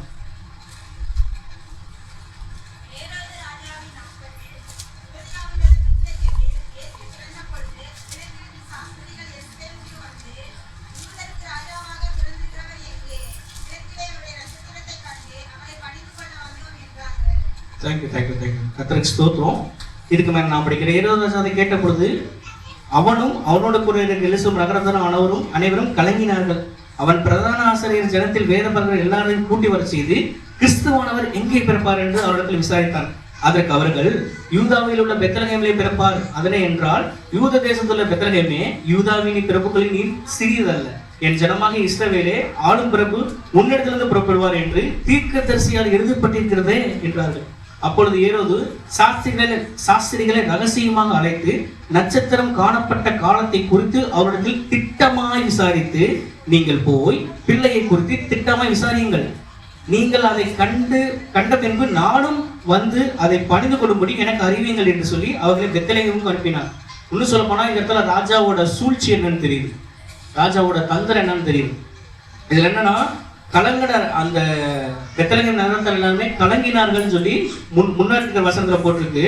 இதை வந்து ராஜா என்ன பண்றாரு, ஓப்பனா சொல்ல போனா அந்த அரண்மனை வாசல்ல அந்த இடத்துல சொல்லியிருக்கலாம். எப்படின்னா, நீங்க போய் அதை விசாரிங்க, நானும் வந்து அதை பணிந்து கொள்றேன் அப்படின்னு சொல்லிக்கலாம். ஆனா என்ன பண்றாரு, சாஸ்திரிகளை ரகசியமா ராஜா அழைக்கிறார். அழைச்சு என்ன சொல்றாரு, நீங்கள் போய் பிள்ளையை குறித்து திட்டவட்டமாய் சொல்ல போனா திட்டமாய் விசாரியுங்கள். என்ன, எப்போ, எங்க பிறந்திருக்குது, யார் அவங்க அம்மா அப்பா, எந்த இடம், இதெல்லாம் திட்டமா விசாரியுங்கள். நீங்கள் அதை கண்ட பின்பு நானும் வந்து அதை பணிந்து கொள்ளும்படி எனக்கு அறிவியுங்கள் என்று சொல்லி அவர்களை பெத்லகேமுக்கு அனுப்பினார். ராஜா சொன்னதை அவர்களை கேட்டு போகையில், இதோ அவர்கள் கிளைகளை கண்ட நட்சத்திரம் பிள்ளை இருந்த ஸ்தலத்தின் மேல் வந்து நிற்கும் வரைக்கும் அவர்களுக்கு முன்னே சென்றது. அவங்க அந்த நட்சத்திரத்தை கண்டபோது மிகுந்த ஆனந்த சந்தோஷம் அடைந்தார்கள். இந்த வசனம், இந்த அவர்கள் அந்த நட்சத்திரத்தை கண்டபோது மிகுந்த ஆனந்த சந்தோஷம் அடைந்தார்கள். நம்ம என்ன பார்த்தோம், எல்லா ஜனத்துக்கும் மிகுந்த சந்தோஷத்தை உண்டாக்கும் நற்செய்தி இங்க வந்துருச்சுங்களா. அவர்கள் அந்த நட்சத்திரத்தை கண்ட பொழுது மிகுந்த ஆனந்த சந்தோஷம் அடைந்தார்கள். அவர்கள் அந்த வீட்டுக்குள் பிரவேசித்து பிள்ளையும் அந்த தாயாக மரியாதையும் கண்டு சாஷ்டாங்கமாய் விழுந்து அதை பணிந்து கொண்டு தங்கள் பொக்கிஷங்களை திறந்து பொன்னையும் தூப வர்க்கத்தையும் வெள்ளை கோலத்தையும் அதற்கு காணிக்கையாக வைத்தார்கள். கர்த்தருக்கு ஸ்தோத்திரம். இதுக்கடுத்து என்ன நடந்தது, நம்ம சாஸ்திரிகள்லாம் போனாங்க, பணிஞ்சுக்கிட்டாங்க. அதுக்கடுத்து என்ன ஆச்சுன்னா, ஆண்டவர் வந்து சொப்பனத்துல வந்து உங்களை வந்து ராஜா என்ன பண்ண போறாரு, சொல்ல போனா நீங்க இங்க இருக்காதீங்க, நீங்க வந்து இந்த வேற தேசம் போயிருங்கன்னு சொல்லிட்டு வேற வழியா உங்க தேசத்துக்கு போங்கன்னு சொல்லிட்டு வேற வழியா உங்க தேசத்துக்கு கடந்து போயிட்டாங்க. இதுல இந்த ராஜாவுக்கு என்ன ஆச்சுன்னா, ராஜாவால தாங்க முடியல. சொல்ல போனா எல்லா ஜனத்துக்கும் சந்தோஷத்தை உண்டு பண்ணிக்கிட்ட நற்செய்தி தான் இது. ஆனா ராஜாவுக்கும் கலக்கம். ஏன்னா எனக்கு போட்டியா ஒரு ராஜா இந்த ஊர்லயா, அது ஏன் வாரிசா தான் இருக்கணும். எங்கேயோ மாட்டுத்தொழுவத்தில் பிறந்த இயேசு கிறிஸ்துவா அவர் வந்து சொல்ல போனா எனக்கு போட்டியா ராஜாவா வந்து நிற்பாரு. இது என்ன, இது எப்படி அப்படி சொல்லி என்ன பண்றாருன்னா, இது வந்து சாஸ்திரிகள் மூலமா அந்த இயேசு கிறிஸ்துவ எங்க பிறந்திருக்கிறாரு, எப்படி பிறந்திருக்கிறாருன்றத வந்து தெரிஞ்சுக்கணும் சொல்லி சாஸ்திரிகளை வந்து தந்திரமா பயன்படுத்துறாரு ஏதோ ஒரு ராஜா. ஸோ இதுலயே தெரியுது, இதுல எல்லா ஜனத்துக்கும் நற்செய்தி தான், ஆனா ராஜாவுக்கும் கணக்கும். இதுல நமக்கு தெளிவாக கொடுக்கறது என்னன்னா, சமூக நீதி சொன்னேன் இல்லைங்களா, இந்த இடத்துல வந்து தெளிவாக வெளிப்படுது. சமூக நீதிங்கிறது வந்து எல்லா ஜனத்துக்கும் வந்து நற்செய்தியா இருக்கும், ஆனா அதை உடைக்கிறது யாரு, ராஜா. அவங்களுக்கு வந்து கலக்கம் உண்டாகும். இந்த இடத்துல இயேசு கிறிஸ்து பிறப்பு வந்து அவருக்கு கலக்கம். பெத்லகேமுக்கு நகரத்தார் அனைவரும் கலங்கினார்கள் அப்படின்னு வசனம் சொல்லப்படுது. அவங்களுக்கு அது கலக்கம் உண்டாகுது. ஆனா இங்க இருக்கிற ஜனங்கள்லாம் எப்படி, சாஸ்திரிகளை முதற்கொண்டு அறிவில் தேர்ந்தவங்க, சொல்ல போனா அவங்க ஞானிகள், அவங்க வந்து கேட்டிருக்கலாம், எப்படி கண்ணி ஒரு பொண்ணு கண்ணியா இருக்கு, எப்படி கற்பம் தெரிஞ்சிருக்கும் அப்படின்னு கேட்டிருக்கலாம். ஆனா அவங்களுக்குமே சந்தோஷம் உண்டாகி, ஏன்னா அவங்க எதை நம்புறாங்க, வேதத்தை நம்புறாங்க, வேதத்தில் உரைக்கப்பட்டிருக்க தீர்க்க தரிசனங்களை நம்புறாங்க, ஆண்டவர் உங்களுக்கு கொடுக்குற அந்த கட்டளைகளை நம்புறாங்க, அதுக்கு கீழ்ப்படிச்சு எங்க போறாங்க, நட்சத்திரத்தை பார்த்து அதை கடந்து போறாங்க. நட்சத்திரம் வந்து கரெக்டா சொல்ல போனா ஒரு விஷுவல் அப்படின்னு காட்டணும்னா, நட்சத்திரம் ஒருவேளை மாட்டுத்தொழுவத்துக்கு நேரம் வந்து நின்றுக்கலாம், நட்சத்திரத்தோட ஒளி அந்த மாட்டுத்தொழுவத்துல விழுந்திருக்கலாம், அதை பார்த்து அவங்க போயிருக்கலாம். ஸ்டாருங்கிறது சொல்ல போனா உலகத்தை ரசிக்க வந்த இயேசு கிறிஸ்து தான் ரியல் ஸ்டாரே. இங்க இருக்கிற சும்மா டம்மி ஸ்டார்லாம் வந்து ஸ்டார் கிடையாது. சொல்ல போனா இந்த real star, only one star, அவர் வந்து இயேசு கிறிஸ்து தான். சொல்ல போனா இயேசு கிறிஸ்து பிறப்பு தான் வந்து ஸ்டாரே வழிகாட்டுது. ஸ்டாரோட அடையாளம், ஸ்டாரை பாருங்க, அது கீழே இயேசுவை பாருங்கன்னு சொல்லலாம், சிம்பிளா சொல்ல போனா. ஸோ அந்த இடத்துல தான் அந்த சமூக நீதி. நம்ம இந்த உலகத்துல இருக்கிற சாதாரண ஸ்டாருங்கெல்லாம் வந்து யாருக்கும் இது பண்ண முடியும், ஈக்குவலாக முடியாது. எல்லாருமே சமம், எல்லா ஜனத்துக்கும் இது வந்து நற்செய்தி, எல்லாருமே இதை சந்தோஷம் அடைவாங்க. ஏன்னா எல்லா ஜனத்தோட பாவத்தை போக்க தான் நான் வந்திருக்கிறேன். அப்படிங்கிற ஒரு வெளிப்பாடாதான் அந்த அந்த நாட்கள்ல இயேசு கிறிஸ்துவோட பிறப்பு இருந்திருக்கு. பாவங்கள் போக்க, மன்னிக்க, அதன் மூலம் விடுதலை தர, சந்தோஷம் தர, சுகம் தர, இதுதான் ஒரு ரட்சிப்புக்குள்ளார்ந்த ஒரு காரியமா இருக்குதுங்க. ஆண்டவர் வந்து பிறந்தது பாவங்கள் போக்க வந்து பிறந்த, நம்ம ஒரு கூட பாட்டெல்லாம் கேட்டோம். மன்னிக்க, நம்மளோட பாவங்களை மன்னிக்க, அதன் மூலம் தர விடுதலை. நான் சொல்ல போனா உண்மையான கிறிஸ்துமஸ் நான் என்ன சொன்னேன், உங்களோட ஞானஸ்தான நாள் தான் உண்மையான கிறிஸ்துமஸ். நான் கொஞ்சம் என்னோட காரியத்தை நான் சொல்றேன். இது ஏன் இப்படி நான் இப்படி போகுது அப்படின்னா, நான் என்னோட சபையில வந்து யூத் மீட்டிங் நடத்திட்டு இருக்கிறேங்க. சரிங்களா? யூத் மீட்டிங் நடத்தும் போது என்னன்னா, அவங்கள வந்து கேள்வி கேட்டுக்கிட்டே இருந்தால் தான் கொஞ்சம் நல்ல ஒரு வேகலத்தில் போகும், நமக்கும் வந்து கொஞ்சம் நல்லா இருக்கும். அதுக்கேற்ற மாதிரி தான் நான் வந்து ஸ்கிரிப்டை ரெடி பண்ணுவேன். கொஞ்சம் அட்ஜஸ்ட் பண்ணிக்கோங்க, ஓகேங்களா? இப்போ நான் என்ன சொன்னேன், உங்கள் ரட்சிப்பின் நாள் இது. சரி, உங்களோட உண்மையான கிறிஸ்துமஸ் நாள் இது ஞானஸ்தான நாள் தான். சொல்லப்போனால் பாவத்தை அன்னைக்கு தான் என்ன பண்ணியிருக்காரு, நம்மளை ரட்சித்த நாளே அதுதான். நம்ம பாவங்கள்லாம் நீக்கி இதில் சொல்லப்பட்டிருக்க மிகுந்த சந்தோஷம் எந்த நாள் நமக்கு கிடைச்சிருக்கும், ஞானஸ்தான நாள் தான். அந்த நாள் தான் நமக்கு என்ன பண்ணியிருக்கோம், ஒரு ஒரு ஒரு ஒரு மாபெரும் விடுதலை. எங்கள் பாஸ்டர்லாம் வந்து ரட்சிப்பு கொடுத்து கேட்டால் கிட்டத்தட்ட 1/2 மணி நேரம் சொல்லுவார். எப்போ கேட்டாலும் சொல்லுவார். 1990 ரசிக்கப்பட்டாரா எக்ஸாக்டாக தெரியல, ஒரு 20-30 வருஷத்துக்கு மேலே நடந்திருக்கிற ஒரு விஷயத்த அவ்வளோ அழகாக சொல்லுவார். ஏன்னு கேட்டால் அவருக்கு அப்படிப்பட்ட ஒரு அனுபவம், மிகுந்த சந்தோஷம், ஒரு பூரண விடுதலை, ஐயோ அளவில்லாத ஒரு சந்தோஷம். சொல்லப்போனால் அந்த நாளில் அவரை விட அந்த உலகத்தில் சந்தோஷம் யாருமே இருந்ததில்லை. என் பாவம்லாம் ஆண்டவர் படிச்சிட்டாரு. எனக்கு ஒரு ஒரு பெரிய பாரம் இருந்தது, அந்த பாரத்தை போக்கிட்டார். எனக்கு இருந்த அந்த பாவத்தோட திரையில ஆண்டவர் கிழிச்சிட்டார். எங்கிட்ட இருக்கிற அந்த ஒரு சொல்ல போனா அந்த ஒரு சோகத்தை எடுத்து போட்டார். எனக்கு இருக்கிற அந்த பாரத்தை தூக்கி எரிஞ்சிட்டார். ஐயோ, எனக்கும் அதாவது சொல்ல போனா எனக்கு எவ்வளவு பெரிய விடுதலை, எவ்வளவு பெரிய விடுதலை. சொல்ல போனா தூக்கு தண்டனை கைதிக்கு நாளைக்கு தூக்குனா இன்னைக்கு வந்து விடுதலை சொன்னா அவன் எவ்வளவு சந்தோஷப்படணும், அதை விட அதிகமான சந்தோஷம். ஏன்னா என் பாவத்தை மன்னிச்சிட்டாரு, என் சாபத்தெல்லாம் நீக்கிட்டாரு. சொல்ல போனா எனக்கு ஒரு பாரம் இது இல்லையே, நான் சந்தோஷமா இருக்கிறேனே, ஒரு ஒரு பேரானந்தமா இருக்கிறேனே. சொல்ல போனா பேரன்பின் வெளிப்பாடு கிறிஸ்துமஸ் தான் இருக்கட்டும். ஆனா நமக்கு ரட்சிப்பின் குறித்த நாள் அப்படின்னு பார்க்க போனா உங்களோட ஞானஸ்தான டேட்டு தான் உண்மையான கிறிஸ்துமஸ். சொல்ல போனா அன்னைக்கு வந்து நீங்க இந்த ஒரு திட்டம் கூட எடுக்கலாம். அந்த நாள் யார்கிட்டயாவது போய் ஏதாவது சுவிசேஷத்தை சொல்றது, ஆண்டவர் அநியாய ஜனங்களுக்கு வந்து இந்த நாள் ஒரு நாள் லீவ் போட்டு உங்க பர்த்டே எப்படி கொண்டாடுவீங்களோ, இது வந்து ஸ்பிரிச்சுவல் பர்த்டே, ஆவிக்குரிய ஒரு பிறந்தநாள் அப்படின்னு நீங்க எடுத்துட்டு அந்த நாள்ல போய் ஒரு நாள் லீவ் போட்டு ப்ரே பண்ணிட்டு 2 பேருக்கு போய் சுவிசேஷம் சொல்லுங்க. உங்களோட அன்பின் வெளிப்பாட சொல்லுங்களேன். இந்த நாள் நான் ரொம்ப சந்தோஷமான நாள்னு சொல்லுங்களேன். இந்த நாள் எனக்கு பாரம்லாம் நீக்கப்பட்ட நாள்னு சொல்லுங்களேன். ஆண்டவர் என்னை ரட்சித்தாருன்னு சொல்லுங்களேன். யாருமே இங்க வந்து 100% சந்தோஷமா இருக்க போறது இல்லைங்க, நம்மளை தவிர. ஆண்டவர் சேவிக்கங்களை தவிர சந்தோஷமான ஆளு இங்க யாருக்கிட்ட யாரும் கிடையாது. எவ்வளோ பணம் இருந்தாலும் எவ்வளோ சொத்து பத்துக்கள் இருந்தாலும் அவங்களுக்குன்னு இருக்கிற ப்ரெஷர் இருக்கதான் செய்யுது. நமக்கு இருக்குது, ஆனால் அது நமக்கு தெரியல. ஏன்னா நம்மளுடைய கஷ்டங்கள்லாம் திங்கிறதுக்கு யார் இருக்கிறா, ஏசப்பா இருக்கிறாரு. நம்ம கேட்டால் தரதான் போறாரு. இப்போ நம்ம என்ன ஆண்டவருக்கு தர போறோம். இந்த நாள் எல்லாருமே வந்து சொல்ல போனா ஒரு இன்னைக்கு தான் நல்ல ஒரு சந்தோஷமான ஒரு நாள். நல்ல ட்ரெஸ் எல்லாம் எடுத்து போட்டுருக்கிறீங்க. சொல்ல போனா ஒன்றும் இன்னைக்கு நல்ல வீட்டில் நான்வெஜ் தான். இன்னைக்கு ஒரு மிகப்பெரிய நாள், வீட்டில் ரிலேட்டிவ்ஸ்லாம் கூப்பிட்டு வந்து எல்லாமே பண்றோம். ஆனா என்ன அதுல என்ன இருக்கு, கிறிஸ்து இருக்கிறாரா, ஏசு கிறிஸ்துவத்துல இருக்கிறாரா, கிறிஸ்து பிரபு தானே. ஸோ அப்ப நம்ம என்ன பண்றோம், ரட்சிப்பு நாள் தானே. இந்த நாள்ல நம்ம அந்த 2000 வருஷத்துக்கு முன்னாடி நம்மளோட முன்னோர்கள்ட்ட கேட்டா கூட அந்த நாளோட வெளிப்பாடு தெரியாது உங்களுக்கு. ஏன்னா தகவலோட தொழில்நுட்பங்கிறது அவ்வளோ கிடையாது, தொலைத்தொடர்பு தகவல்லாம் அவ்வளோ கிடையாது. ஆனா அங்க இருக்கிற ஜனங்கள் வந்து தேவதூதனே எனக்கு வந்து எல்லா ஜனத்துக்கும் சந்தோஷத்தை உண்டு பண்ணிட்டு நற்செய்தியை உங்களுக்கு அறிவிக்கின்றேன் என்று சொல்லியிருக்கிறார். அந்த சந்தோஷம் நமக்கு எப்போ கிடைச்சதுன்னா நம்மளோட ஞானஸ்தானால தான் கிடைச்சிருக்கு. அப்போ எல்லாருமே சொல்லப்போனா அந்த நாள்ல ஒரு பெரிய நாளை நம்ம கொண்டாடலாமே. ஸோ இந்த ஒரு தீர்மானத்தை எடுப்போம். கர்த்தர் நமக்கு உதவி செய்வார். இன்னும் சொல்லப்போனா ரட்சிப்புங்கிறது வந்து ஒரு வெளிச்சங்கிற மாதிரி தான் ஆண்டவர் வந்து ப்ரொவைட் பண்றாரு. ஓகேங்களா? இப்போ நான் உங்களுக்கு ஒரு டாபிக் நான் ஒன்று சொல்றேன். ஓகேங்களா? ட்ரெயின்ல எல்லாரும் போயிருப்பீங்க, கரெக்டுங்களா? ட்ரெயின்ல எல்லாம் போயிருப்பீங்க. சுரங்கப்பாதை வழியா அந்த ட்ரெயின்ல போயிருக்கீங்களா? சுரங்கப்பாதை இப்போ இங்க இருந்து மதுரை போனா, மதுரையிலிருந்து திண்டுக்கல் போனா சம்திங் ஒரு ஷார்ட் பீரியட்ல ஒரு சுரங்கப்பாதை மாதிரி மலைக்குள்ள போற மாதிரி வரும். இதுவே நீங்க இந்த ஒரு சொல்லப்போனா கேரளால போனா இருக்குமான்னு தெரியல, ஃபாரின் போறீங்க, ஒரு ட்ரெயின்ல போறீங்க, மலைக்குள்ள ட்ரெயின் வந்து கடந்து போகுது கீழே. ஒரு 5 கிலோமீட்டர் டிஸ்டன்ஸ், 5 கிலோமீட்டர் தூரத்தை அந்த ட்ரெயின் வந்து மலைக்குள்ள கடந்து போகுது. சுரங்கத்துக்குள்ள போனா நமக்கு எப்படி இருக்கும்? இருட்டா இருக்கும். ட்ரெயின்ல லைட்டு போட்டிருந்தாலும் வெளியே பார்க்கும்போது நமக்கு எப்படி இருக்கும்? இருட்டா இருக்கும். நீங்க யோசிச்சு பாருங்களேன், நீங்க அந்த ட்ரெயின்ல போயிட்டு இருக்கீங்க, ஒரு சொல்லப்போனா ஒரு பகல் வேலை ட்ரெயின்ல போயிட்டு இருக்கீங்க, வெளியே வெளிச்சமா இருக்குது. சுரங்கத்துக்குள்ள ட்ரெயின் போனோடனே இருட்டாயிருச்சு. போறீங்க ஒரு 2 கிலோமீட்டர் 3 கிலோமீட்டர் டிராவல் பண்றீங்க. கரெக்டா ஒரு 2.5 கிலோமீட்டர்ல ட்ரெயின் வந்து ஷட் டவுன் ஆயிடுது, நின்றுது, லைட் எல்லாம் ஆஃப் ஆயிடுச்சு. உங்களுக்கு வெளியே இருக்கிற இருட்டும் சரி, ட்ரெயினுக்குள்ள லைட் ஆஃப் பண்ண இருட்டும் சரி, மொத்தமா சேர்ந்து ஒரு பயங்கரமான இருட்டு அந்த இடத்துல. இப்ப அடுத்து நீங்க என்ன பண்ணுவீங்க? எப்படி அந்த இடத்துல இருந்து தப்பிப்பீங்க? ட்ரெயின் எடுக்கிறதுக்கு 2 நாள் ஆகும். உங்களுக்கு தகவல் மெசேஜ் வந்துருச்சு, என்ன பண்ணுவீங்க? ட்ரெயின் விட்டு இறங்கி என்னடா பண்றது, எதிரா பண்றது, ஃபிளாஷ் அடிப்பீங்க.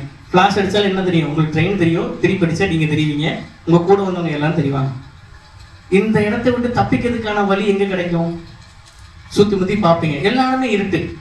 கொஞ்சம் தூரம் நடக்கிறீங்க, நடந்து போக தூரத்துல ஒரு புள்ளி மாதிரி ஒரு வெளிச்சம் தெரியும். பார்த்துருக்கீங்களா? சுரங்கத்துல இருந்து வெளியே போகும்போது தூரத்துல ஒரு புள்ளி மாதிரி வெளிச்சம் தெரியும். சொல்லப்போனா அந்த வெளிச்சத்தை, அந்த புள்ளியை பார்த்தாலே உங்களுக்கு ஒரு சந்தோஷம் வரும். அடடா, வழி நமக்கு அங்க இருக்குது, அந்த வழியா போனா என்ன பண்ணலாம்? இந்த பிரச்சனையில இருந்து நம்ம தப்பிக்கலாம், இந்த இருள் இருந்து நம்ம வெளிச்சத்துக்கு போகலாம். அந்த தூரத்துல புள்ளி பார்ப்பீங்க, நீங்க நடப்பீங்க, புள்ளியை பார்த்தாலே ஓடுவீங்க, எல்லாரும் சேர்த்து கூட்டிட்டு ஓடுவீங்க. அந்த புள்ளி பெருசாகவும் பெரிய வட்டமாகவும் போக அது ஒரு பெரிய பாதையாயிரும். அந்த தணலை விட்டு வெளியே வந்தோடனே உங்களுக்கு எப்படி ஆயிரும்? அந்த பிரச்சனையில இருந்து வெளியே வந்துருவீங்க. சொல்ல போனா இந்த மாதிரி ஒரு பில்டிங்னு வச்சுக்கோங்களேன். இந்த பில்டிங்ல வந்து நான் நிற்கிறேன், ஸ்பீக்கர்ஸ் இருக்குது, எல்லாமே இருக்குது. சடனா இதே மாதிரி பில்டிங் இன்னொரு இடத்துல இருக்குது, அங்க எந்த லைட்டுமே கிடையாது. உங்களால இந்த பில்டிங்கை விட்டு வெளியே வர்றதுக்கு என்ன பண்ணணும்? ஒரு வெளிச்சத்தை தேடணும். எதுக்காக வெளிச்சத்தை தேடுறோம்? நம்மளோட அறிவுக்கு தெரியும், ஒரு வெளிச்சம்னாலே ஒரு வழி, ரைட்டுங்களா? ஒரு இருட்டான இடத்துல நம்ம நிற்கிறோம்னா ஒரு வெளிச்சத்தை தேடுவோம். எங்கடா ஏன் வழி, வெளியே போறதுக்கான ஒரு வழி, இந்த பிரச்சனையிலிருந்து வெளியே வர்றதுக்கான ஒரு வழி. ஆண்டவரோட ரட்சிப்புங்கிறதே இருள் நீங்கி வெளிச்சத்தை தான் ஆண்டவரோட ரட்சிப்பு பிரசித்தாவப்படுத்துறதா இருக்குது. ஒரு இருள்ல இருக்கும், கார் இருள்ல இந்த உலகம் சிக்கி கொண்டு இருக்குது. கிட்டத்தட்ட ஒரு 4000 வருஷத்துக்கு மேல ஒரு அடிமைத்தனத்துக்கு மேல நிக்குது. ஒன்னும் சொல்ல போனா பாவத்துல மூழ்கி இருக்குது. ஒரு கார் இருள் வந்து இந்த மக்களை சூழ்ந்து இருக்குது. இந்த மக்களை வெளிச்சத்துக்கு கொடுக்கறது தான் ஆண்டோட பிறப்பு. ரட்சிக்க வந்திருக்கிறாங்கிறது வந்து சும்மா இல்ல. ரட்சிப்பு என்பதே இருள் நீங்கி வெளிச்சம், அந்த நாள் வெளிச்சம், அதுதான் அந்த ஸ்டார். ஒன்று சொல்ல போனா எந்த ஸ்டாராவது நம்ம இப்படி பார்த்துருக்கோமா? அந்த நாட்கள்ல யாருக்காவது ஹெல்ப் பண்ணியிருக்கா இந்த ஸ்டாராவது? எந்த ஸ்டாராவது அவ்வளவு வெளிச்சத்தை பிரகாசிக்கிற அளவுக்கு நம்ம பார்த்துருக்கோமா? ஏன் வரக்கூடிய நாட்கள்ல பார்க்குறோம். கத்தருக்கு ஒன்று சொல்ல போனா கத்தருக்கு சித்தமா இருந்தா அதெல்லாம் நம்ம பார்க்கலாம். நமக்கு நம்மளோட பாவ கார் இருள் இருந்து நமக்கு ஒரு வெளிச்சம் கிடைக்குதுன்னா அதுதான் நம்மளோட ரட்சிப்பா இருக்குது. அந்த ரட்சிப்பை கொடுக்கறது தான் ஆண்டவராகிய இயேசு கிறிஸ்து இந்த உலகத்துக்கு மனிதனா அவதரித்திருக்கிறார். இருள் நீங்கி வெளிச்சம், பாவ இருள், த பாயிண்ட் ஆஃப் லைட். ஒன்று சொல்ல போனா ஒரு ஒரு ஒரு ஒரு துளி வெளிச்சம். அந்த துளி வெளிச்சத்துக்குள்ளே நீங்க பாக்குறோம்னா அதை விட்டு நீங்க வெளியே போயிட்டீங்கன்னா அந்த பிரச்சனையிலேருந்து வெளியே வந்துடுவீங்க. அப்போ உங்களுக்கு எந்த நிஜமான இந்த ட்ரெயின் டனல்ல இருந்து நீங்க வெளியே வந்துட்டீங்கன்னா எப்படிப்பட்ட ஒரு சந்தோஷம்! மூச்சு வாங்க காத்து கூட அந்த ட்ரெயின் டனல் இருந்து வெளியே வந்தா கிடைக்கும். உள்ளுக்கு இருந்தோம்னா என்ன ஆகும்? ஹீட் ஆகும். உங்களால மூச்சு விட முடியாது. சொல்லப்போனா அது உங்களை சாகடிச்சிடலாம், ஒன்றும் சொல்ல போனா. ஆனா நம்ம எப்போ வந்து அதுல இருந்து வெளியே வர்றோம் அப்படின்னா அப்பதான் ஒரு விடுதலை. வெளியே வந்தா எவ்வளவு சந்தோஷம் அடையும். போன் சிக்னல்லாம் அப்பதாங்க கிடைக்கும், மனித தொடர்பே அப்பதான் கிடைக்கும். சொல்ல போனா உள்ளுக்கு இருந்தா நம்ம கிடைக்க தெரியாது. நம்ம வெளியே வருவோம், மக்களை பார்ப்போம், இந்த மாதிரி நாங்க பிரச்சனையில மாட்டிட்டு இருந்தோம், இந்த ஒரு ஒளி தெரிஞ்சது, அந்த ஒளியை நாங்க நோக்கி வந்தோம், இந்த இருள்ல இருந்து நாங்க வெளியே வந்துட்டோம், இந்த பிரச்சனையில இருந்து நாங்க வெளியே வந்துட்டோம், இதை வந்து நாங்க மறுபடியும் போய் என்ன பண்ணுவோம்? எல்லாத்தையும் நாங்க காப்பாற்றுவோம், இங்கதான் அந்த ஒளி இருக்குது அப்படி சொல்லி என்ன பண்ணுவீங்க? எல்லாரும் உள்ளுக்கு போல எல்லாத்தையும் காப்பாத்துவீங்களா? அந்த வேலையை தான் செய்யுங்க. எல்லா மக்களும் பாவ இருள் கார் இருள மூழ்கி இருக்கிறாங்க. அவங்களோட இருளை வெளிச்சமாக்கணும்னா இயேசு கிறிஸ்துவோட வார்த்தை மாத்திரம் தான். ஒண்ணு சொல்ல போனா யோவான் 1:1 என்ன சொல்லியிருக்கீங்க? எல்லாம் மனப்படமாவே சொல்லலாம். நானே வழியும் சத்தியும் ஜீவனுமாய் இருக்கிறேன். சொல்லப்போனா அவர் தான் வழி, அவர் தான் உண்மை, அவர் தான் உயிர், சொல்லப்போனா ஜீவன். இதுல அந்த பாயிண்ட் ஆஃப் லைட் வந்து அங்கதான் தெரியுதுங்க. சிப்புங்கிறதே அதான். அடுத்த வாசிக்கலாம். மார்க் எழுதின சுவிசேஷம் 10ஆம் அதிகாரம் 46 52 வரையும்.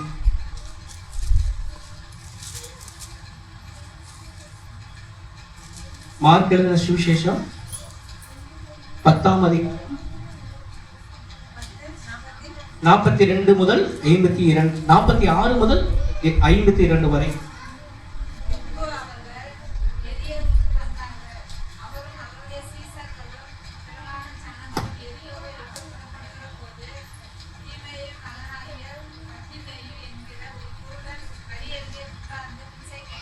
ஸ்தோத்திரம் ஸ்தோத்திரம். நான் அதுக்கு மேல நானே வாசிக்கிறேன். அவன் நஸ்ரேயனாகிய இயேசு கிறிஸ்து வருகிறார் என்று கேள்விப்பட்டு, இயேசுவே தாவீதின் குமாரனே எனக்கு இறங்கும் என்று சொல்லி கூப்பிட தொடங்கினார். அவன் பேசாதிருக்கும்படி அநேகர் அவனை அதட்டினார்கள். அதுக்கடுத்து என்ன போட்டிருக்குங்க? ஸ்தோத்திரம் ஸ்தோத்திரம். அவனோ தாவீதின் குமாரனே எனக்கு இறங்கும் என்று முன்னிலும் அதிகமாய் கூப்பிட்டார். இயேசு நின்று அவனை அழைத்து வர சொன்னார். அவர்கள் அந்த குருடனை அழைத்து, திடன் கொள், எழுந்திரு, உன்னை அழைக்கிறார் என்றார்கள். உடனே அவன் தன் மேல் வஸ்திரத்தை எறிந்துவிட்டு எழுந்து இயேசுவினிடத்தில் வந்தான். இயேசு அவனை நோக்கி, நான் உனக்கு என்ன செய்ய வேண்டும் என்று இருக்கிறாய் என்றார். போதும் போதும் போதும் போதும். இதுல பாத்தீங்கன்னா கண்ணு தெரியாத குருடன்.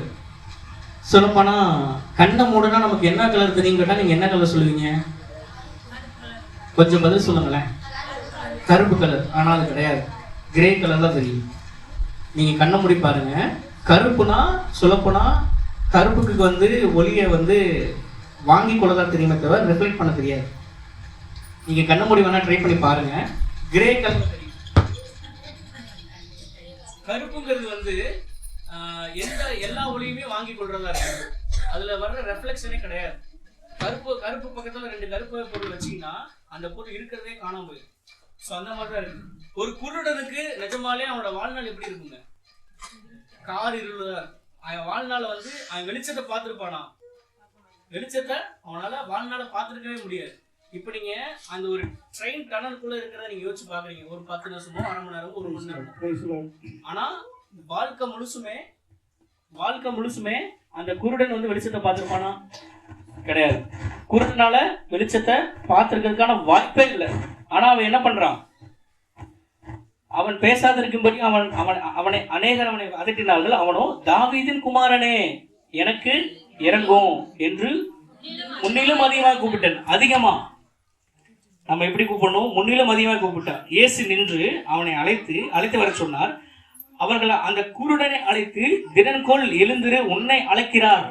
எப்படி சொல்றாங்க? நீ பயப்படாதீங்க, திடன்கொள், எந்திரிங்க, உன்னை அழைக்கிறார் என்றார். உடனே அவன் தன் மேல் வஸ்திரத்தை எறிந்துவிட்டு எழுந்து இயேசுவிடத்தில் வந்தான். இயேசு அவனை நோக்கி, நான் உனக்கு என்ன செய்ய வேண்டும் என்று இருக்கிறாய் என்றார். அதற்கு அந்த குருடன், ஆண்டவரே, நான் பார்வையிட வேண்டும். என்னோட பாவ வாழ்க்கை, என்னோட காரிருள் வாழ்க்கை, என்னோட அந்த கருப்பான ஒரு வாழ்க்கை, அந்த ஒரு அழுக்கான வாழ்க்கை, அந்த வாழ்க்கையிலிருந்து நான் என்ன பண்ணணும்? வெளிச்சத்தை அடையணும், விழித்துக் கொள்ளணும். நான் திறன் கொள்ளணும், நான் விழித்துக் கொள்ளணும், வெளிச்சத்தை நோக்கி போகணும். அதுதான் உங்க ரட்சிப்பு. உங்க ரட்சிப்பு தான் எனக்கு தேவை. அவர் ஆண்டவர் என்ன சொல்றாருன்னா, நான் உனக்கு என்ன செய்யணும்? நீ நிஜமாவே நம்ம ஒரு பாவ மன்னிப்பு கேட்டவங்களுக்குலாம் தெரியும். ஆண்டவரே நான் ரட்சிக்க இந்த பாவத்திலிருந்து விடையாக்கணும்னா அவர் கேட்கறது சிம்பிளா ஒரு கேள்விதான். நான் உனக்கு என்ன செய்யணும்?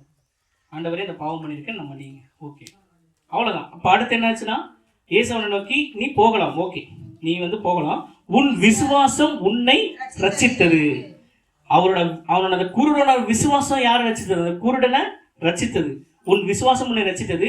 உடனே அவன் பார்வையிடந்து வழியில இயேசுவுக்கு பின் சென்றான். இது ஒரு சுவிசேஷங்கிறது தெளிவா உரைக்கப்பட்டிருக்குன்னா இந்த ஒரு வசனத்தில் உரைக்கப்பட்டிருக்கு. இயேசு அவனை நோக்கி நீ போகலாம், உன் விசுவாசம் உன்னை ரட்சித்தது. ரட்சிக்க வந்திருக்கிறாருன்னு சொல்றோம் இல்லைங்களா? இந்த இருள்ல இருந்து ஒரு வெளிச்சத்தை கொடுக்கத்தான் ஆண்டவர் உலகத்துக்கு வந்திருக்கிறாங்க. அந்த ஒரு குருடன் உலகத்தை பார்க்கணும், பல விதத்தை நோக்கணும். நான் ஒன்றும் சாதாரண மனுஷங்க போய் பார்க்கறதெல்லாம் நான் பார்க்கணும், இந்த உலகத்தை நான் சுற்றி பார்க்கணும் அப்படிங்கிற ஒரு கண்ணோட்டத்தில் யோசிச்சுப்பான்னு நினைக்கிறீங்களா? அப்படி யோசிச்சுருந்தா ரொம்ப நன்றி ஆண்டவரே, எனக்கு பார்வையிடைய வச்சிருக்கீங்க, நான் போய் என்னோட வேலையை பார்க்குறேன்னு போய்க்கலாம். ஆனால் அவன் என்ன பண்ணுறான்? அவன் இயேசுவுக்கு பின் சென்றான். அவன் பார்வை இழந்து, அதாவது அவனுக்கு எப்படின்னா உடனே அவனுக்கு பார்வை இழந்துருச்சு. இயேசு அவனுக்கு இப்போலாம் விசுவாசம் ரசித்தது. உடனே அவன் பார்வை இழந்து. இது கொஞ்சம் லேட் ஆகி அப்படிலாம் நடக்கல. உடனே அவன் என்ன நினைச்சான், பார்வை அடைஞ்சு இயேசுவுக்கு பின் சென்றான். இதுல இருந்து என்ன தெரியுதுங்க, ஆண்டவர் நமக்கு காரிருள்ல இருந்து ஒரு வெளிச்சத்தை கொடுக்குறாரு. அதுக்கப்புறம் நம்ம என்ன பண்ணணுங்க, யாரு பின்னாடி போகணுங்க, இயேசு பின்னாடி போகணும். அந்த குருடன் அவ்வளோ இருட்டுல வாழ்ந்தவனா இருக்கிறான். அவனால இந்த உலகத்தை பார்த்துக்க முடியுமா? அவனோட கைங்காலையில அவனால பார்த்துக்க முடியாது, தொட்டு தான் பார்த்துருக்க முடியும். சொல்லப்போனா உங்களுக்கு அந்த ஒரு ட்ரெயின் டனல் இந்த எக்ஸ்பீரியன்ஸ் அவனுக்கு லைஃப் ஃபுல்லா இருந்திருக்கு. அவன் என்ன பண்ணிருக்கான், இயேசுகிட்ட கேட்டிருக்கிறான். இயேசு அவனை நோக்கி, நீ போகலாம். யாரோட விசுவாசம் ரசித்தது? உன் விசுவாசம் உன்னை ரசித்தது. அவன் உடனே அவன் பார்வையிடந்து. அந்த உடனேங்கிற வார்த்தை சொல்லப்போனா ரொம்ப கம்ப்ரஸ்டான இந்த பைபிளே வந்து மேக் பண்ணியிருக்காங்க. இதுல வர்ற ஒவ்வொரு வார்த்தையுமே அந்த ரியல் இன்சிடென்ட், அந்த ஒரு விசுவாசத்தை பொறுத்துதான் இருக்கு. அவன் பார்வை இழந்துன்னு போடல, உடனே அந்த ஒரு உடனே இம்மிடியேட்டா உடனே அவன் பார்வை இழந்து வழியிலே இயேசுவுக்கு பின் சென்றான். பார்வை இழந்ததுக்கு அப்புறம் போய் அவன் அம்மா அப்பாவை பார்க்கல, இன்னும் சொல்லப்போனா பார்க்க இருந்தாங்களோ இல்லையோ, இல்ல உலகத்தை பார்க்கல, எதுவுமே பண்ணல. யாருக்கு பின் சென்றான்? இயேசுவுக்கு பின் சென்றான். அவனோட விசுவாசம் தான் அவனை ரட்சித்ததா இருக்குது. அந்த ரட்சிப்பு தான் இருள் நீங்கி வெளிச்சம். அந்த ரட்சிப்பு தான் பாவ கார் இருள நிக்கிற நம்ம வாழ்க்கையில வர வெளிச்சம். அதைத்தான் அங்க வந்து தெளிவா சொல்ல வராங்க. மாற்றம், மனமாற்றம். ஆண்டவர் இயேசு கிறிஸ்து வந்து இந்த உலகத்துல வந்தது நம்மளை ரட்சிக்க வந்திருக்கிறாரு. ரட்சிப்புல நமக்கு வந்து ஒரு மனமாற்றம் நமக்கு வருது சொல்லப்படும். அதன் மூலமா ஒரு தகுதி நமக்கு இருக்குது. மனமாற்றங்கிறது வந்து மனசுல இருக்கிற எண்ணங்கள், சொல்லப்போனா நம்ம யோசிக்கிற அந்த யோசனைகள், அதுல இருந்து ஒரு மாற்றம். மத மாற்றம் கிடையாது. ஆண்டவர் வந்து இந்த உலகத்தை வந்து மத மாற்றத்துக்கு வரல. எல்லாமே அவங்கள வந்து போய் பாருங்க, எல்லாமே வந்து டான்ஸ் எடுங்க அப்படிலாம் மனமாற்றம். அவர் இந்த உலகத்துக்கு வந்ததே மனமாற்றம். அதுவே ரட்சிப்பின் அனுபவமா இருக்குது. ரட்சிப்பின் அனுபவம் இதுங்க, மனம் மாற்றம் தான் ரட்சிப்பின் அனுபவம். அப்படியே இயேசு வந்து எரியோவுக்கு கடந்து போறாரு. அந்த வசனத்தை எடுத்து படிப்போமா? லூக்கா 19ஆம் அதிகாரம் 1-10 வரை நானே படிக்கிறேன்.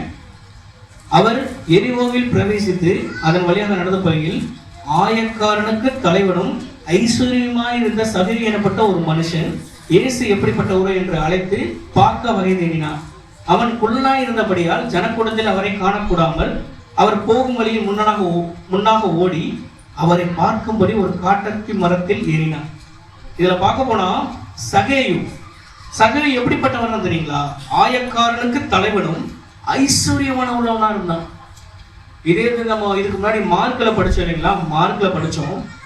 அதுல அவர் வந்து குருடனை பார்க்கறதுக்கு முன்னாடி ஒரு ஐஸ்வர்யனை பார்க்கிறாரு. நீங்க அது வீட்டுல போய் படிச்சு பாருங்க. ஐஸ்வர்யனை பார்க்கறாரு. ஐஸ்வர்யனை பார்க்கறது வந்து நான் வந்து பல்லவ ராஜ்யத்தை பிரவேசிக்கனா என்னென்ன பண்ணணும்னா, நீ வந்து விபசாரம் செய்யாத களவு செய்யாம இருக்க சொல்லி ஒன்னா சொல்றாரு. ஆண்டவரே, நான் சின்ன வயசுல இருந்து நான் பண்ணிட்டு இருக்கேனே அப்படிங்கும்போது அவர் என்ன சொல்றாரு, உண்மையில் ஒரு குறை, உனக்கிட்ட ஒரு குறை இருக்குப்பா, உங்கள்கிட்ட இருக்கிறதெல்லாம் வித்து நீ தரித்தனுக்கு கொடு அப்படிங்கிறாரு.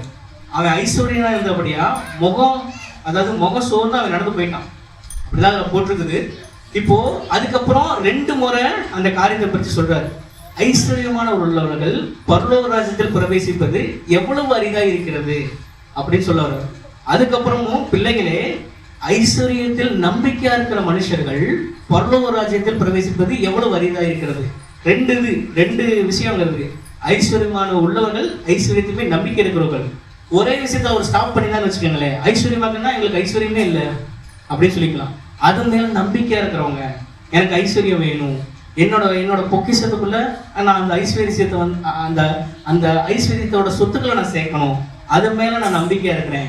எனக்கு பேங்க்ல இவ்வளவு பணம் இருக்கு, என்கிட்ட இவ்வளவு நகை இருக்கு, எனக்கு என்ன வந்தாலும் நான் என்ன பார்த்துக்குவேன். சொல்லப்போனா அப்படித்தானே அதுல இது போட்டிருக்குது. நான் என்ன பார்த்துக்குவேன், எல்லாமே நான் சின்ன வயசுல இருந்து வந்து நான் ஆண்டவரே உங்களுக்கு நான் சேவை செஞ்சுட்டு தானே இருக்கிறேன். சின்ன வயசுல இருந்து நான் உங்களுக்கு வந்து இதெல்லாம் நான் பண்ணிட்டு தானே இருக்கிறேன். விபச்சாரம் செய்யல, பொய் சொல்லல, களவு செய்யல, எல்லாமே நான் வந்து சூப்பர் பர்ஃபெக்டா இருக்கிறேனே. எனக்கு வந்து ஏன் நான் பல்லவராஜ்ய பிரவேசிக்கலாமே, ஏன் உங்க கால் கடியில இருக்கலாமே, அங்க நீங்க எனக்கு ரெட் கார்பெட் போட்டு வர வைக்கலாமே. நான் அவ்வளவு பெரிய ஐஸ்வர்யம் இருந்ததானே. இந்த உலகத்துல நீங்களும் தான் வந்து பிறந்தீங்க, எல்லாம் பண்ணீங்க. உங்கள்கிட்ட இருக்கிற சொத்துக்களை விட எங்கிட்ட இருக்கிற சொத்துக்கள் அதிகமா இருக்குது. இயேசுவே, தேவகுமாரனே, நீங்க தானே இயேசு. உங்கள்கிட்ட இருக்கிற அதிக சொத்து எங்களுக்கு, நீங்களே பரலோகராஜ்யத்தில் இருக்கும்போது நான் ஏன் இருக்கக்கூடாது, எங்கிட்ட எல்லாமே இருக்குதே அப்படின்னு நினைச்சிருக்கலாம். 2 காரியத்தை வந்து சொல்லப்போனா அந்த ஐஸ்வர்யன் போயிட்டான்.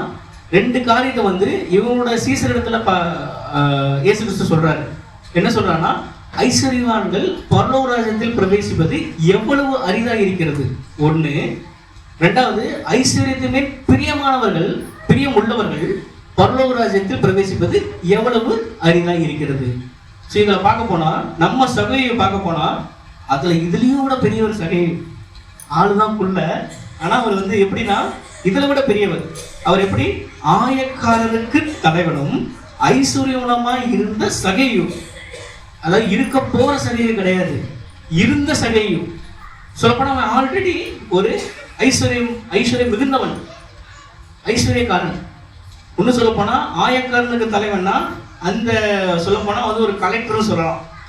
அந்த அந்த அந்த ஊர்ல அந்த காலத்துல இருந்த ஒரு கலெக்டர், அந்த மாவட்டத்துக்கு கூட ஒரு கலெக்டர், அவ்வளவு பெரிய ஒரு கவர்மெண்ட் ஒர்க்ல இருக்கிறவர், அரசு வேலையில் இருக்கிறவரு, நிறைய ஐஸ்வர்யத்தை சுத்த வச்சிருக்கிறவரு, ஆயக்காரனுக்கு தலைவனும் ஐஸ்வர்யமா இருந்த சகவி எனப்பட்ட ஒரு மனுஷன் இயேசு எப்படிப்பட்டவரோ என்று அவரை பார்க்க வகை தேடினாங்க போது அவரை பார்க்கறதுக்கு பிளான் பண்றாரு. இயேசு கிறிஸ்து எப்படிப்பட்டவர்? இப்ப நான் இது வந்து ஒரு ரகசியமா அவரை பார்த்துக்கலாம், அவரை பார்த்துட்டு நம்ம என்ன பண்ணலாம், இறங்கி நம்ம வந்து போயிடலாம் அப்படிங்கிறதுக்காக இயேசு எப்படிப்பட்டவரோ என்று அவரை காண, அவரை பார்க்கும்படி, அவரை பார்க்க வகை தேடினார். அவன் குள்ளனா இருந்தபடியால் ஜனக்கூட்டத்தில் அவனை காணக்கூடாமல். எப்படி? சகவி யாரு? குள்ளன். சொல்லப்போனா குள்ளனானபடியால் ஜனக்கூட்டத்தில் அவரை காணக்கூடாமல் அவர் போகும் வழியில் முன்னனாக ஓடி அவரை பார்க்கும்படி ஒரு காட்டத்தை மரத்தில் ஏறினார். அவரு போயிட்டு இருக்கிறாருன்னா அவர் பின்னாடி போலங்க, முன்னாடி.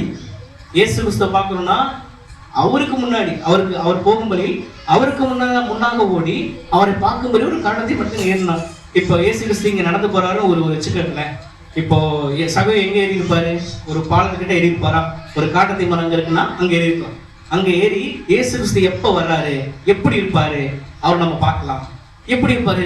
நல்ல வெள்ளையா இருப்பாரா, இல்ல ஒரு மாநிறமா இருப்பாரா, இல்ல நல்லா வெயிட் போட்டிருப்பாரா, இல்ல ஒல்லியா இருப்பாரா, ஆனா எப்படி இருப்பாரு அப்படின்னு பார்க்கறத விட ஒரு ஆர்வமா வகை தேடினான். அவர் போகும்படி முன்னாக ஓடி அவரை பார்க்கும்படி ஒரு காட்டத்தை மரத்தின் ஏறினான். சொல்ல போனா ஜனக்கூட்டங்கள் அங்க வந்து மிகுதியா இருந்திருக்கும். இப்போ வர ஜனக்கூட்டம்லாம் எதை பார்க்க வருதுன்னு தெரியல, உங்களுக்கே நான் எதை சொல்றேன்னு புரியும். இயேசு கிறிஸ்து வராருங்கும் போது ஜனக்கூட்டம் அந்த இடத்துல மிகுதியா இருந்திருக்கும். அந்த குள்ளனா இருக்கிற அந்த சகையினால இயேசு கிறிஸ்துவ பார்த்துக்க முடியாது. அநேகரோட சொல்லப்போனா அநேகருக்கும் கீழே தான் இருந்திருக்கிறான் குள்ள சகை. அவன் சில பேர் இடிச்சிருக்கலாம், தட்டி இருக்கலாம், நீ போடான்னு இருக்கலாம். இதுதான் வாய்ப்பு. ஏன்னா நிறைய பேர்த்தோட தந்திரமா வந்து நிறைய பேர்த்தோட பணத்தை அவச்சிருக்காங்க இல்லையா. ஸோ அடிச்சிருக்கலாம், பண்ணிருக்கலாம், என்ன வேணா பண்ணிருக்கலாம். ஆனா இதெல்லாம் பொருட்படுத்தாம இயேசு கிறிஸ்து வழியில முன்னனாக ஓடி ஒரு காட்டுத்தின் மரத்தில் மேல் ஏறினார். இயேசு அந்த இடத்தில் வந்த போது அண்ணாந்து பார்த்து அவனை கண்டு, சகையுவே நீ சீக்கிரமா இறங்கி வா, இன்றைக்கு நான் உன் வீட்டில் தங்க வேண்டும். அவர் என்ன சொன்னார்னா, உன்னை நான் பார்க்கணும், என்னை நீ பார்க்கணும் சொன்னேன் இல்லையா, உன்னை நான் பார்க்கணும் அப்படின்னு சொல்லல. உன் வீட்டுல வந்து நான் ஒரு காஃபி சாப்பிட்டு போலான்னு இருக்கேன் அப்படி சொல்லல. என்ன சொல்றாரு? தங்க வேண்டும். அந்த இடத்துல நான் வந்து தங்கி இளைப்பாறணும். என்ன சொல்றாருன்னா, இயேசு அந்த இடத்துல வந்த போது அண்ணாந்து பார்த்து அவனை கண்டு, சகையவே நீ சீக்கிரமா இறங்கி வா, இம்மிடியட், சீக்கிரமா நீ இறங்கி வா, அந்த இடத்துல இருந்து நீ இறங்கி வா, உன்னோட ஸ்டேட்டஸை விட்டுட்டு நீ வா, சீக்கிரமா இறங்கி வா, இன்றைக்கு நான் உன் வீட்டில் தங்கணும். நான் யாரு? இயேசு கிறிஸ்து தான். எனக்கு நான் போனா நிறைய பேர் வந்து என்னோட சொல்ல போனா ஃபேன்ஸ்னு வச்சுக்கலாம். என்னை பார்க்கறதுக்கு இவ்வளவு பேர் கூட்டிருக்காங்க, நான் அற்புதம் செய்யறதுக்கு இத்தனை பேர் இருக்கிறாங்க. அவங்க வீட்டுல போனா நான் ஈஸியா தங்க முடியும். ஆனா நான் என்ன, இயேசு கிறிஸ்து என்ன சொல்றாரு? இன்றைக்கு நான் உன் வீட்டில் தங்க வேண்டும். அவன் சீக்கிரமா இறங்கி சந்தோஷத்தோட அவரை அழைத்து கொண்டு போனான். சந்தோஷம் இங்கேயும் குறிப்பிடுதுங்களா? எல்லா ஜனத்துக்கும் மிகுந்த சந்தோஷம் உண்டாகின்ற நற்செய்தி. இப்போ 2 இடத்துல நம்ம சந்தோஷத்தை பார்த்தோம். இந்த இடத்துலயும் வந்து அவன் சீக்கிரமா இறங்கி சந்தோஷத்துடனே அவரை அழைத்து கொண்டு போனான். அதை கண்ட யாவரும், இவர் பலியான மனுஷனிடத்தில் தங்கும்படி போனார் என்று முறுமுறுத்தார்கள். ஐயோ, அங்க இருக்கிற ஜனங்களுக்கு வந்து சொல்லப்போனா அந்த சகையை வீட்டுக்கு தங்கணும்னு சொல்லி இயேசு கிறிஸ்து போகும்போது ஜனங்களால தாங்க முடியல. என்னன்னா இவரு ஏன் நான் அவனை விட அவருக்கு சொல்ல போனா வந்து அவர் மேல ரொம்ப விசுவாசம் வச்சிருக்கிறேன். நான் அவர் சொல்றபடியெல்லாம் நடக்கிறேன், அவரோட எல்லா போதகத்தையும் நான் கேட்டு நடக்கிறேன், என் வீட்டில் தங்கலாமே. இதுக்கு ஒரு பாவமான ஒரு ஆள் அப்படின்னா ஒரு பாவியான மனுஷனுக்கு தங்கும்படி போனார். எப்படி? ஒரு பாவப்பட்ட ஒரு ஆள் சகேயு. எப்படிப்பட்ட ஆள்? ஒரு சொல்ல போனா பாவ சகைன்னு சொல்லலாம். கள்ள சகையு, உள்ள சகையு, பாவ சகையு. ஒரு பாவியான ஒரு ஆளு அவனிடத்துல போய் இயேசு கிறிஸ்து தங்கணும் போறாரு. அப்படி என்ன நம்மள்ட்ட எல்லாம் அப்படி என்ன ஒண்ணு இருக்குது? அவன் தான் இருக்கிற எல்லா சொத்துக்களையும் அடிச்சு சொல்ல போனா எல்லா தந்திரத்தையும் பண்ணி சொத்துக்களை சேர்த்து ஐஸ்வர்யமா இருக்கிறானே, ஏன் அவன் வீட்டுல தங்க போகணும்? ஆண்டவர் வந்து சமூக நீதியை பிரசிதாவப்படுத்த தான் வந்து மாட்டு தொழுத்துல பிறந்திருக்கிறாரு. எல்லா மக்களுக்கும் ஈக்குவல் தான் சொல்லியிருக்கிறாரு. எல்லா ஜனத்துக்கும் சந்தோஷம் தான் சொல்லி பிறந்திருக்கிறாரு. ஆனா ஏன் இப்ப மட்டும் ஆண்டவர் ஐஸ்வர்யா எடுத்து தங்க போறாரு? ஏன் அவர் சகை வீட்டுல தான் ஏசி இருக்கு, நம்ம வீட்டுல ஏசி இல்லைன்னா? அவன் வீட்டுல தான் நல்ல மட்டன் பிரியாணி போடுவோம்னு சொல்லி அங்க போயிட்டாரா? யோசிச்சிருக்கலாம். நிறைய மக்கள் அதை யோசிச்சு முறுமுறுத்துருக்காங்க. சொல்லப்போனா இயேசு கிறிஸ்து அவங்களுக்கு அவரோட சகை வீட்டுல தங்கணும்னு சொல்ற மக்களால தாங்க முடியல. ஏன் நம்ம வீட்டுக்கு வந்திருந்தா ஒரு ஆராதனை இதுவே நான் ரெடி பண்ணிருப்பேனே, அவருக்கு சொல்ல போனா அவர் வந்து அங்க பிரசங்கம் பண்ணட்டுமே, இந்த மைண்ட் செட் எல்லாம் போட்டு கொடுத்துருப்பேனே. ஏன் சகை வீட்டுக்கு போகணும்? அங்க வீட்டுல என்ன இருக்கு? தரித்திரம் தானே அந்த வீட்டுல இருக்குது. அவன் வீட்டுல எனக்கு பாவம் தானே இருக்குது, பாவ சொத்து தானே இருக்குது. அவன் ஐஸ்வர்யம் எப்படி இருந்தாலும் அவன் எப்படிப்பட்ட ஆள்? ஒரு பாவி, பாவ சகையும். அவனிடத்துல இயேசு தங்க போறாருன்னு சொல்லி மக்கள் எல்லாருமே அதை கண்டு முறுமுறுத்தாங்க. சகை நின்று கர்த்தரை நோக்கி, ஆண்டவரே, என் ஆசைகளை பாதியை ஏழைக்கு கொடுக்கிறேன். நான் ஒருவனிடத்தில் எதையாலும் அநியாயமாய் வாங்கி உண்டாயிருந்தவானால் நாளத்தனையாக திருப்பி செலுத்தினேன் என்றான். இப்போ மனம் மாற்றம் யாருக்குங்க வந்தது? சகை. இயேசு கிறிஸ்து எதுவுமே சொல்லலைங்க. இயேசு கிறிஸ்து என்ன சொல்ல? எதுவுமே சொல்லல. ஒருவேளை இந்த கேப்ல கூட இயேசு கிறிஸ்து வந்து அவங்க வீட்டுக்கு அப்படியே சொல்லப்பட போனான்னு தான் போட்டிருக்கு. அதை கண்ட யாவரும் இவன் பாவிய மனுஷன் தங்கபடி போயிட்டார். அவர் சீக்கிரமா இறங்கி சந்தோஷமே அவரை அழைத்து கொண்டு போனான். இயேசு கிறிஸ்துவ அழைத்து கொண்டு சகை போனான். சொல்ல போனா மக்கள்லாம் பாக்குறாங்க, இயேசு கிறிஸ்து ஏன் இப்படி போறான்னு சொல்லி கேட்கறாங்க. வீட்டுக்கு போயிடலாம். வீட்டுக்கு போயிட்டு சகை நின்று கர்த்தரை நோக்கி என்ன சொல்றாரு? ஆண்டவரே, என் ஆஸ்திகளில் பாதியை ஏழைகளுக்கு கொடுக்கிறேன். இதே மார்க்ல நம்ம முன்னாடி பார்த்தாங்களாங்க. உன்னோட தரத்துல விட்டு யாரு கொடுக்கணும்? தரித்தனை கொடுக்கணும்னு சொல்லி இயேசு கிறிஸ்து யார்கிட்ட சொன்னாருங்க? ஐஸ்வர்யாட்ட சொன்னாரு. அந்த ஐஸ்வர்யம் செஞ்சானா? அந்த ஐஸ்வர்யாவுக்கு ஒரு மனமாற்றம் வந்துச்சா? ஆனா அவனுக்கு என்ன ஆசை? பரலோக ராஜ்யத்துல பிரவேசிக்கணும்னு ஆசை. அந்த ஐஸ்வர்யாவுக்கு ஒரு தெளிவு இல்லை. அவனுக்கு வந்து அந்த ஒரு இது இல்லை, அந்த மனமாற்றம் இல்லை. அவன் இன்னும் சொத்துக்களை சேர்க்கணும், இன்னும் நான் ஐஸ்வர்யத்தை சேர்க்கணும், இன்னும் நான் வந்து என் பிள்ளை குட்டிகளுக்கு நான் வந்து சொத்து எழுதி வைக்கணும், நில எழுதி கூட வைக்கணும் அப்படிங்கிற ஒரு மைண்ட் செட்ல தான் அந்த ஐஸ்வர்யன் இருந்தான். இதுக்கு முன்னாடி பார்த்த ஐஸ்வர்யன் அவனால பரலோக ராஜ்யத்துல பிரவேசிக்கவே முடியாது. ரொம்ப அரிது அவன் பிரவேசிக்கிறது. ஆனா இந்த ஐஸ்வர்யவான் சொல்லப்போனா அவனை விட அநேகத்திலையும் பெரியவனா இருக்கிறவன் தான் இந்த சகை என்ற ஐஸ்வர்யவான். ஒண்ணு சொல்லப்போனா அவன் யாரு? எப்படிப்பட்ட ஆளு? ஆயக்காரர்களுக்கு தலைவனும் ஐஸ்வர்யவனா இருந்த சகை என்கின்ற ஒரு மனுஷன். அவனை விட இவன் வந்து சொல்லப்போனா இன்னும் சொத்து பத்தி இருக்குது. ஆனா வரக்கூடிய நாட்கள்ல அவன் இன்னும் அதிகமா சொத்து சேர்க்கிற அளவுக்கு எப்படிப்பட்ட ஆள்? ஐஸ்வர்யமான ஒரு ஆள் அந்த சகை. ஆனா அந்த சகை என்ன சொல்றான்? சகையை நின்று இயேசுவை நோக்கி, அந்த வசனத்தை படிங்க சத்தமா. ஸ்தோத்திரம்.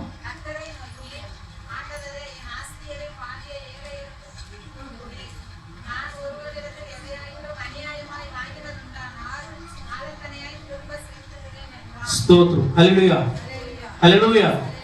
இப்ப இந்த இடத்துல இதுக்கு முன்னாடி பார்த்த ஐஸ்வர்யவானுக்கு இயேசு என்ன சொன்னாரு? கட்டளை கொடுத்தாரு. சொல்ல போனா ஒரு ஒரு ஒரு பாயிண்ட். நீ பரலோகத்துக்கு வரணும்னு நினைக்கிறியா? இந்தா ஒரு டிப் வச்சுக்க. என்ன டிப்? உங்கள்கிட்ட இருக்கிறதெல்லாம் வித்து யார் கொடு? தரித்தனுக்கு கொடுன்னு சொன்னாரா? இங்க இயேசு கிறிஸ்து சொன்னாரா? சகையை இயேசு கிறிஸ்து சொன்னாரா? ஆனா என்ன பண்ணாரு? சகையே வந்து நின்று கர்த்தரை நோக்கி, ஆண்டவரே, என் ஆஸ்திகளை பாதி. யாருங்க சொல்றது? சகைக்கு யாருங்க வெளிப்படுத்திருப்பான்? அது பாதி நான் தர்றேன்னு சொல்லி யாருங்க சொல்லியிருப்பான்? 2 பங்கு. ஒரு பங்கு எங்கிட்ட ஒரு 50 லட்சம் இருக்குன்னா 25 லட்சத்தை நான் ஏழைகளுக்கு கொடுக்குறேன்னு சொல்லி யாருங்க சொல்றது? சகைக்கு சொல்ல போனா ஒருத்தர் நான் அநியாயமா வாங்கி உண்டாதனால் நான் 4 மடங்கு அதிகமா கொடுக்குறேன் அப்படிங்கிறதெல்லாம் யாருங்க வந்து சகைன்னு சொல்லியிருப்பாங்க? ஆண்டவர் சொன்ன இயேசு கிறிஸ்து சொன்னபடி அது போட்டிருக்குதான் கிடையாது. எதனால அப்படி சொல்லியிருப்பான்னு தெரியுங்களா? நான் எனக்கு வெளிப்படுத்த நான் சொல்றேன். இயேசு கிறிஸ்துவை பார்க்க வகை தேடி மரத்து மேலே ஏறினான் இல்லைங்களா? அவனுக்கு என்னன்னா இயேசு கிறிஸ்துவை பார்த்தா போதும், இயேசு கிறிஸ்து எப்படிப்பட்டோம் நான் தெரிஞ்சுக்கிட்டா போதும். நிறைய பேர் எல்லாம் சொல்றாங்க, நிறைய பேர் சொல்றாங்க, ஆனா நம்ம இயேசு கிறிஸ்துவ நான் வந்து பார்த்தே ஆகணும், அவர் எப்படிப்பட்டவங்க நான் தெரிஞ்சுக்கணும்னு சொல்லி தான் மேலே ஏறினான். ஆனா இயேசு கிறிஸ்து முன்னமே அறிஞ்சு அவனிடத்துல போய் நின்று, சகையவே சீக்கிரமா இறங்கி வா, நான் உன்னோட வீட்டுல நீ நான் தங்கணும். இப்போ இயேசு கிறிஸ்துவ பார்க்கணுங்கிற ஒரு மனசு இருக்கிறவன் இயேசு கிறிஸ்துவ பத்தி நிறைய விஷயங்கள் தெரிஞ்சு வச்சிருப்பான். கரெக்டுங்களா?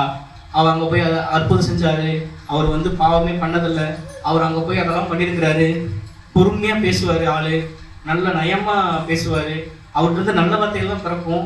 குருடர்கள்லாம் வந்து அவர் வந்து என்ன பண்ணியிருக்கிறாரு, பார்வையடைய வச்சிருக்கிறாரு, நிறைய பேர்த்த உயிரோடு எழுப்பியிருக்கிறாரு. இந்த மாதிரி இன்னும் எழுப்புவாரு. சொல்லப்படாத விஷயங்கள்லாம்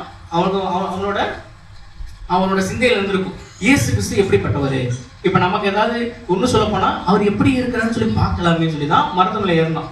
ஆனா மரத்து மேல ஏறினதும் இயேசு கிறிஸ்து வந்து தெரிஞ்சுக்கிட்டு அந்த இடத்துல போய் நின்று, சகையவே சீக்கிரமா கீழே இறங்கி வா, இன்னைக்கு நான் உங்க வீட்டுல தங்கணும். அதாவது இயேசு கிறிஸ்துவ பார்க்கலான்னு மேலே ஏறின ஒரு மனுஷனோட வீட்டுல இயேசு கிறிஸ்துவே வந்து தங்குறான்னு சொல்லும் போது அவனுக்கு எப்படி ஒரு ஆனந்தமா இருக்கும். சொல்ல போனா எவ்வளவு பெரிய சந்தோஷமா இருக்கும். ஆண்டவரே நீங்க என் வீட்டுல தங்குறீங்களா? கண்ணுல எல்லாம் தண்ணி வடிச்சிருப்பாரு.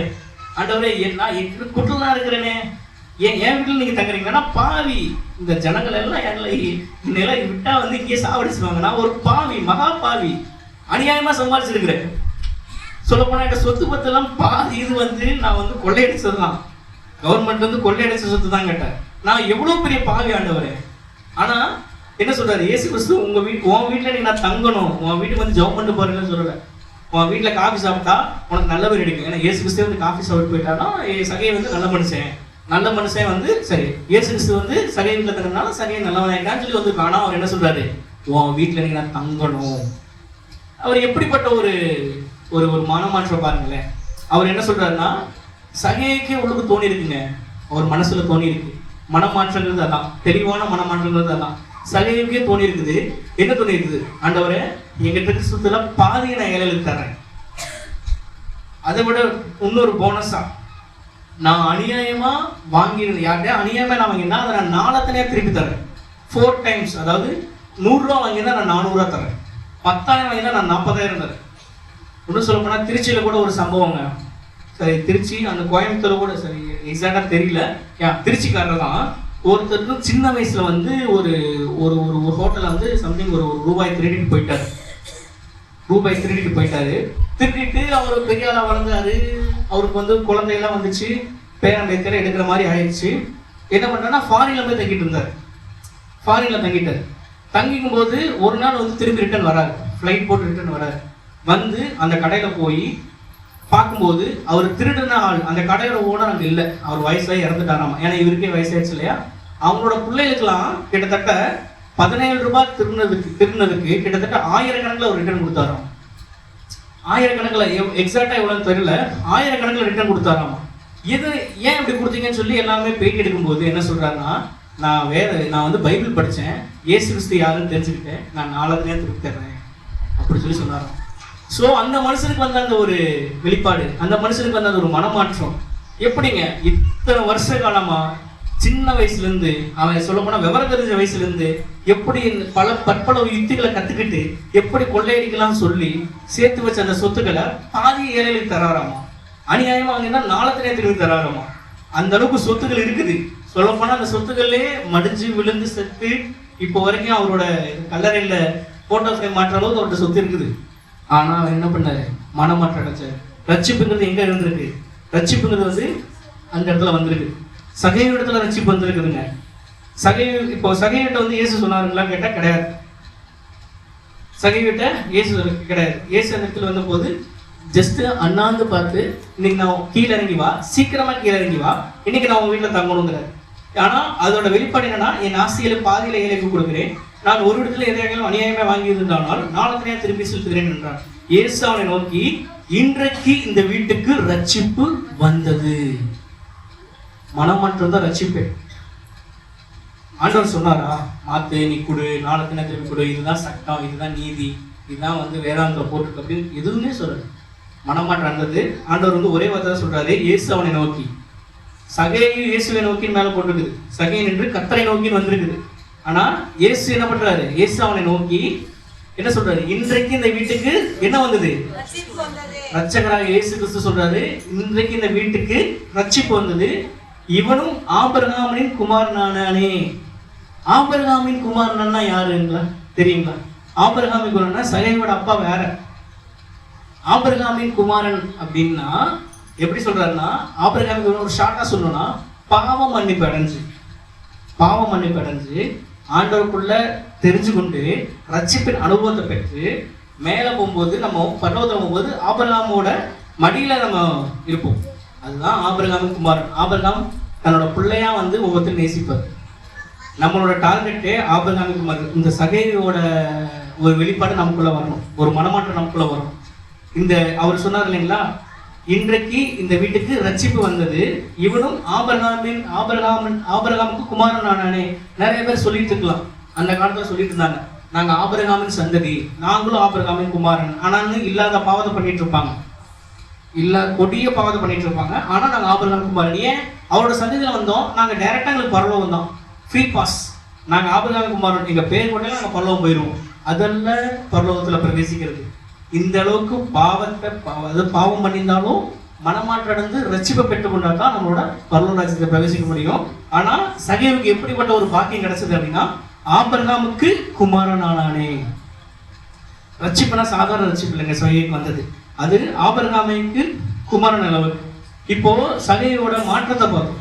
இயேசு கிறிஸ்துவோட பிறப்பு சமூக நீதியை பிரசித்தப்படுத்துறது, இருள் நீங்கி ஒரு வெளிச்சத்தை கொடுக்கறதா இருக்குது, ரட்சிப்புக்கான ஒரு மனமாற்றத்தை கொடுக்கறதா இருக்குது.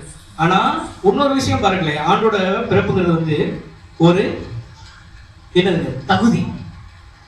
யாருக்கு தகுதி? சொல்லப்போனா நம்ம தகுதிக்கு மிஞ்சி வரதான் கிருபைன்னு சொல்லுவாங்க.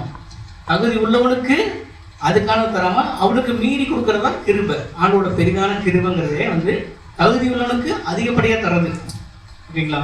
ஆண்டவர் பிறப்புல ஒருத்தருக்கு வந்து தகுதி, அந்த தகுதியை நம்மளால சொல்ல முடியாது. மாபெரும் ஒரு ஒரு ஒரு ஒரு சேஞ்ச் அந்த ஒரு தகுதியை பத்தி பார்க்க போனா, யாருன்னா யோசேப்பு குறித்து பார்க்கலாமே. யோசேப்புக்கான அடையாளம் என்னவா இருக்கும்? யோசேப்புக்கான இன்ட்ரோடக்ஷன் ஏதாவது, அதாவது யோசேப்பின் அறிமுகம், யோசேப்பின் வம்ச வரலாறு, யோசேப்பு வந்து இப்படிப்பட்ட ஒரு ஆள் அப்படின்னு நீங்க யாரும் போட்டிருக்கீங்களா? பைபிள்ல என்ன போட்டிருக்கு தெரியுங்களா யோசேப்பை பத்தி? இன்னும் சொல்ல போனா நம்மளாம் பார்த்தா அது சிரிப்போம், அந்த மாதிரிலாம் போட்டிருக்கு. அந்த மாதிரி நம்மளே அந்த ஒரு பேருக்காக வந்து ரொம்ப வெக்கப்படுவோம். சொல்ல போனா யோசேப்பு குறித்து போட்டுனா, யோசேப்பு யாருப்பா? இவங்களோட பையன்பா அப்படின்னு சொல்றவங்க யாரும் இல்லை. ஸோ யோசேப்பு யாருப்பா? ஓ இந்த வேலைக்காரருப்பா, தச்சு வேலை பார்க்குறவரா? ஓ அவருக்கு தெரியுமே. எந்த ஊருக்காரரும் தெரியாது, அது தெரியாது. எப்படிப்பட்ட மனுஷன், எவருக்கு சொத்து பத்துல அவர் எப்படிப்பட்ட, எங்க வீடு, அது தெரியாது. பைபிளை குறிச்ச வரைக்கும் யோசேப்பு என்ன போட்டிருக்குன்னா, எடுத்து வாசிக்கிறீங்களா? நீங்களே எடுத்து வாசிங்க. மத்தேயு எழுதின சுவிசேஷம் 1ஆம் அதிகாரம் 16ஆம் வசனம்.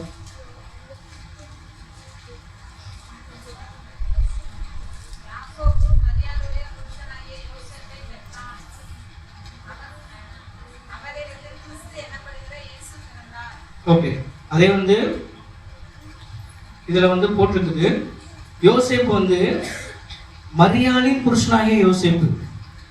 எப்படி போட்டிருக்குன்னா, அதுக்கு முன்னாடி வசனத்தை போட்டிருக்கு, மரியாளின் புருஷனாகிய யோசேப்பு. யோசேப்புக்கான இன்ட்ரோடக்ஷன் எப்படி இருக்குன்னு பாத்தீங்களா?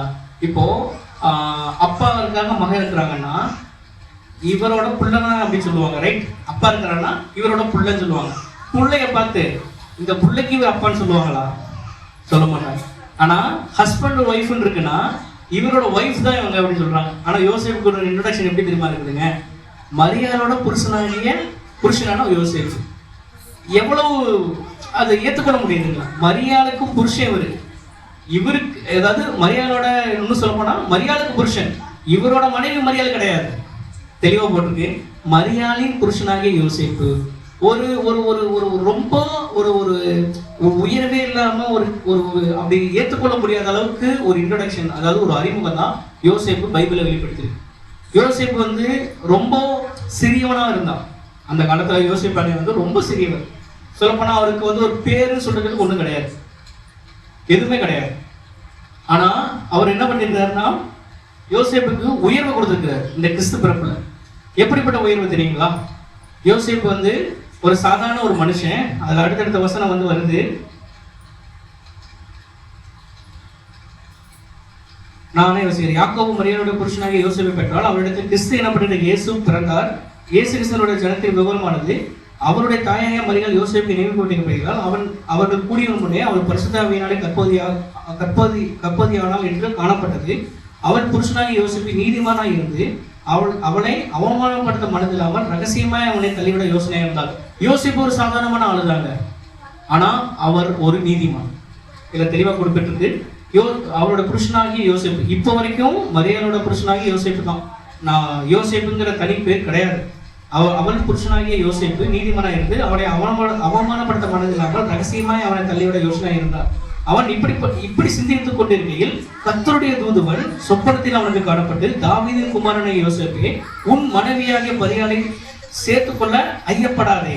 அவரிடத்தில் உற்பத்தி அளிக்கிறது பரிசுத்த ஆவியினால் உண்டானது. அவள் ஒரு குமாரனை பெறுவாள், அவருக்கு இயேசு என்று பெயரிடுவாயாக, ஏனெனில் அவர் தமது ஜனங்களை பாவங்களை நீக்கி அவளை ரட்சிப்பார் என்றான். தீர்க்கதரிசியின் மூலமாக கர்த்தரால் உரைக்கப்பட்டது நிறைவேறும்படி இதெல்லாம் நடந்தது. இதுல சாதாரணமான ஒரு யோசேப்பு நீதிமானா இருந்தான். சொல்லப்போனா என்கேஜ்மெண்ட் ஆயிருக்கும். மரியாளுக்கும் யோசேப்புக்கும் ஒரு என்கேஜ்மெண்ட் நிச்சயதார்த்தம் முடிச்சு கையோட ஒரு நியூஸ் கேள்விப்படுறாரு. ஏன்னா மரியாள் கற்பதியா இருக்கிறாங்க அப்படின்னு சொல்லி. ஆனா யோசேப்பு என்ன பண்ணா, அவர் தள்ளிவிட மனது இல்லாம ஆண்டோடத்துல ப்ரே பண்றாரு. ப்ரே பண்ற கையோட என்ன பண்றாருன்னா சிந்தித்து கொண்டிருக்கிறாரு. சிந்தித்து கொண்டு அவளை ரகசியமா தள்ளிவிட மனதில்லாமல் அவரை சேர்த்து கொண்டு இது என்ன பண்ணும்னா இயேசு கிறிஸ்துக்கு பெயர் சூட்டுற அளவுக்கு அவர் பெரிய ஆளாயிட்டார். ஆண்டோட பிறப்புல வர தகுதி எப்படி தெரியுங்களா? இயேசு கிறிஸ்து ஒரு ரட்சகர். சொல்லப்போனா பாவங்களை நீக்கி வந்திருக்கிறார். இயேசு கிறிஸ்துவை பார்க்க ஞானிகளாம் வர்றாங்க. ஒரு ராஜா கலக்கம் நெய்றாரு. இந்த அளவுக்கு ஒரு பெரிய ஒரு பிறப்புல அவருக்கு பேர் இருந்தது யாருங்க? யோசேப்பு. தகுதி இல்லாத ஒரு மனுஷனுக்கு தகுதிப்படுத்துற அளவுக்கு இயேசு கிறிஸ்துவோட பிறப்பு இருக்கு. அவரோட பிறப்பு ரட்சிப்புக்கான அடையாளமா இருக்கு. அவரோட பிறப்பு ஒரு இருள் நீங்கி வெளிச்சம் வர்றதுக்கு ஒரு அடையாளமா இருக்குது. அவரோட பிறப்பு நம்மளை தகுதிப்படுத்துறதுக்கு அடையாளமா இருக்குது. இதுதாங்க கிறிஸ்துமஸ். ஆண்டவரை நம்ம மனசுல பிறக்கிறதுனால, ஒவ்வொரு நாளும் ஆண்டவரை நம்மளை மனசுல பிறக்கிறதுனால நமக்கு ஒரு தகுதி, நமக்கு ஒரு பாவ மன்னிப்பு, நமக்கு ஒரு மனமாற்றம், நமக்கு ஒரு ரட்சிப்பு. இதை நம்ம யோசிப்போம். ஆண்டவர் எதுக்காக இந்த உலகத்துக்கு வந்தாரு, இந்த கிறிஸ்மஸ் நாள் நம்ம எப்படி கொண்டாடுங்கிறதெல்லாம் பார்ப்போம். ஆண்டவரத்தில் நம்ம ஜெபங்களை ஏறெடுப்போம். இதுதான் நம்ம கிறிஸ்மஸ்ங்கிறத நம்ம புரிஞ்சுப்போம். நம்ம ஜனங்கள் அவரை துதிக்கணும். கேரல்ஸ்னாலே தேவனை துதிக்கிறது தான். இந்த காலகட்டத்தில் எப்படி நடக்கிறதெல்லாம் யோசிச்சு அதுக்கேற்ற மாதிரி நம்ம ஆண்டவரத்தில் ஜெபம் பண்ணணும். கர்த்தருக்கு ஸ்தோத்திரம் உண்டாக. அல்லேலூயா.